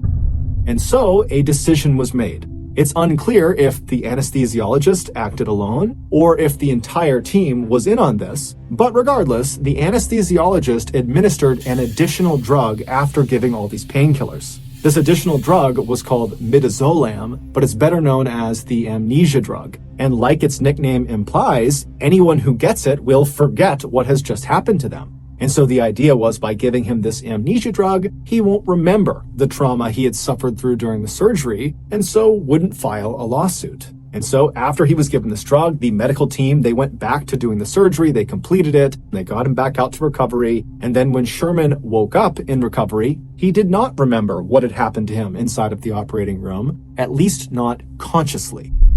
Those horrible 16 minutes had been implanted on Sherman's subconscious. Basically, his body recognized that he had experienced extreme trauma. However, the amnesia drug wiped away the memory of how he received that trauma. So there's this big disconnect in his memory. And so when Sherman came to in the recovery room, he immediately sensed something was horribly, horribly wrong. He was scared, he was anxious, he had this incredible sense of dread, but he had no memory to tie these feelings to. And so as Sherman is sitting in recovery, he must have tried to kind of hide the way he was feeling because he didn't even remotely understand it. He had been completely happy and normal going into the surgery, and now a couple of hours later, he's a complete mess. And so he leaves the hospital that day on January 19th. He goes back to his house and he sits on the couch with his wife. And as he's sitting there, suddenly these horrible feelings he's having, they become too much. And he basically has a panic attack and he starts screaming out and he's terrified of something, but he doesn't know what it is. And then over the next couple of days, he began having these flashbacks where he would access the actual 16 minutes of torture he went through. But when he would see someone cutting into him and opening his chest up and sucking things out of it, he didn't think that happened to me and that's why I feel this way. Instead, he thought it was just this horrible nightmare that he couldn't escape from. And so his family did eventually start getting doctors and psychologists and all these people involved to figure out what was wrong with him. But before they could figure it out, the whole situation had just become too terrible for Sherman. And so on February 2nd, just 2 weeks after he came out of that surgery, he would take his own life. His family was unbelievably heartbroken. It didn't seem real that this had happened. And so they would continue to dig and figure out what went wrong. And they would finally get their hands on the medical report from the gallbladder exploratory surgery on January 19th. And after giving it to another doctor to look over, this doctor discovered that Sherman had in fact experienced 16 minutes of something known as anesthesia awareness, where you are awake or feel a portion of your surgery. And shockingly, this happens to 20,000 people a year.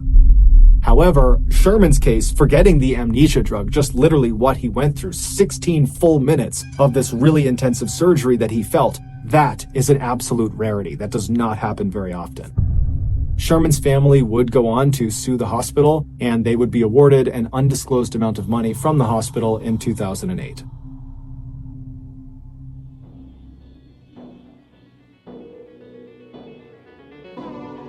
Thank you for listening to the Mr. Ballin podcast. If you got something out of this episode and you haven't done this already, please gift the Amazon Music follow button one of those magic 8 balls that can tell the future, but change all the potential answers to "sorry, try again." This podcast airs every Monday and Thursday morning, but in the meantime, you can always watch one of the hundreds of stories we have posted on our main YouTube channel, which is just called Mr. Ballin. We have a registered 501c3 charitable organization called the Mr. Ballin Foundation that honors and supports victims of violent crime as well as their families. Monthly donors to the Mr. Ballin Foundation Honor Them Society will receive free gifts and exclusive invites to special live events. Go to mrballin.foundation and click Get Involved to join the Honor Them Society today. If you want to get in touch with me, please follow me on any major social media platform and then send me a direct message. My username is just @MrBallin, and I really do read the majority of my DMs. Lastly, we have some really cool merchandise, so head on over to shopmrballin.com to have a look. So that's going to do it. I really appreciate your support. Until next time, see ya.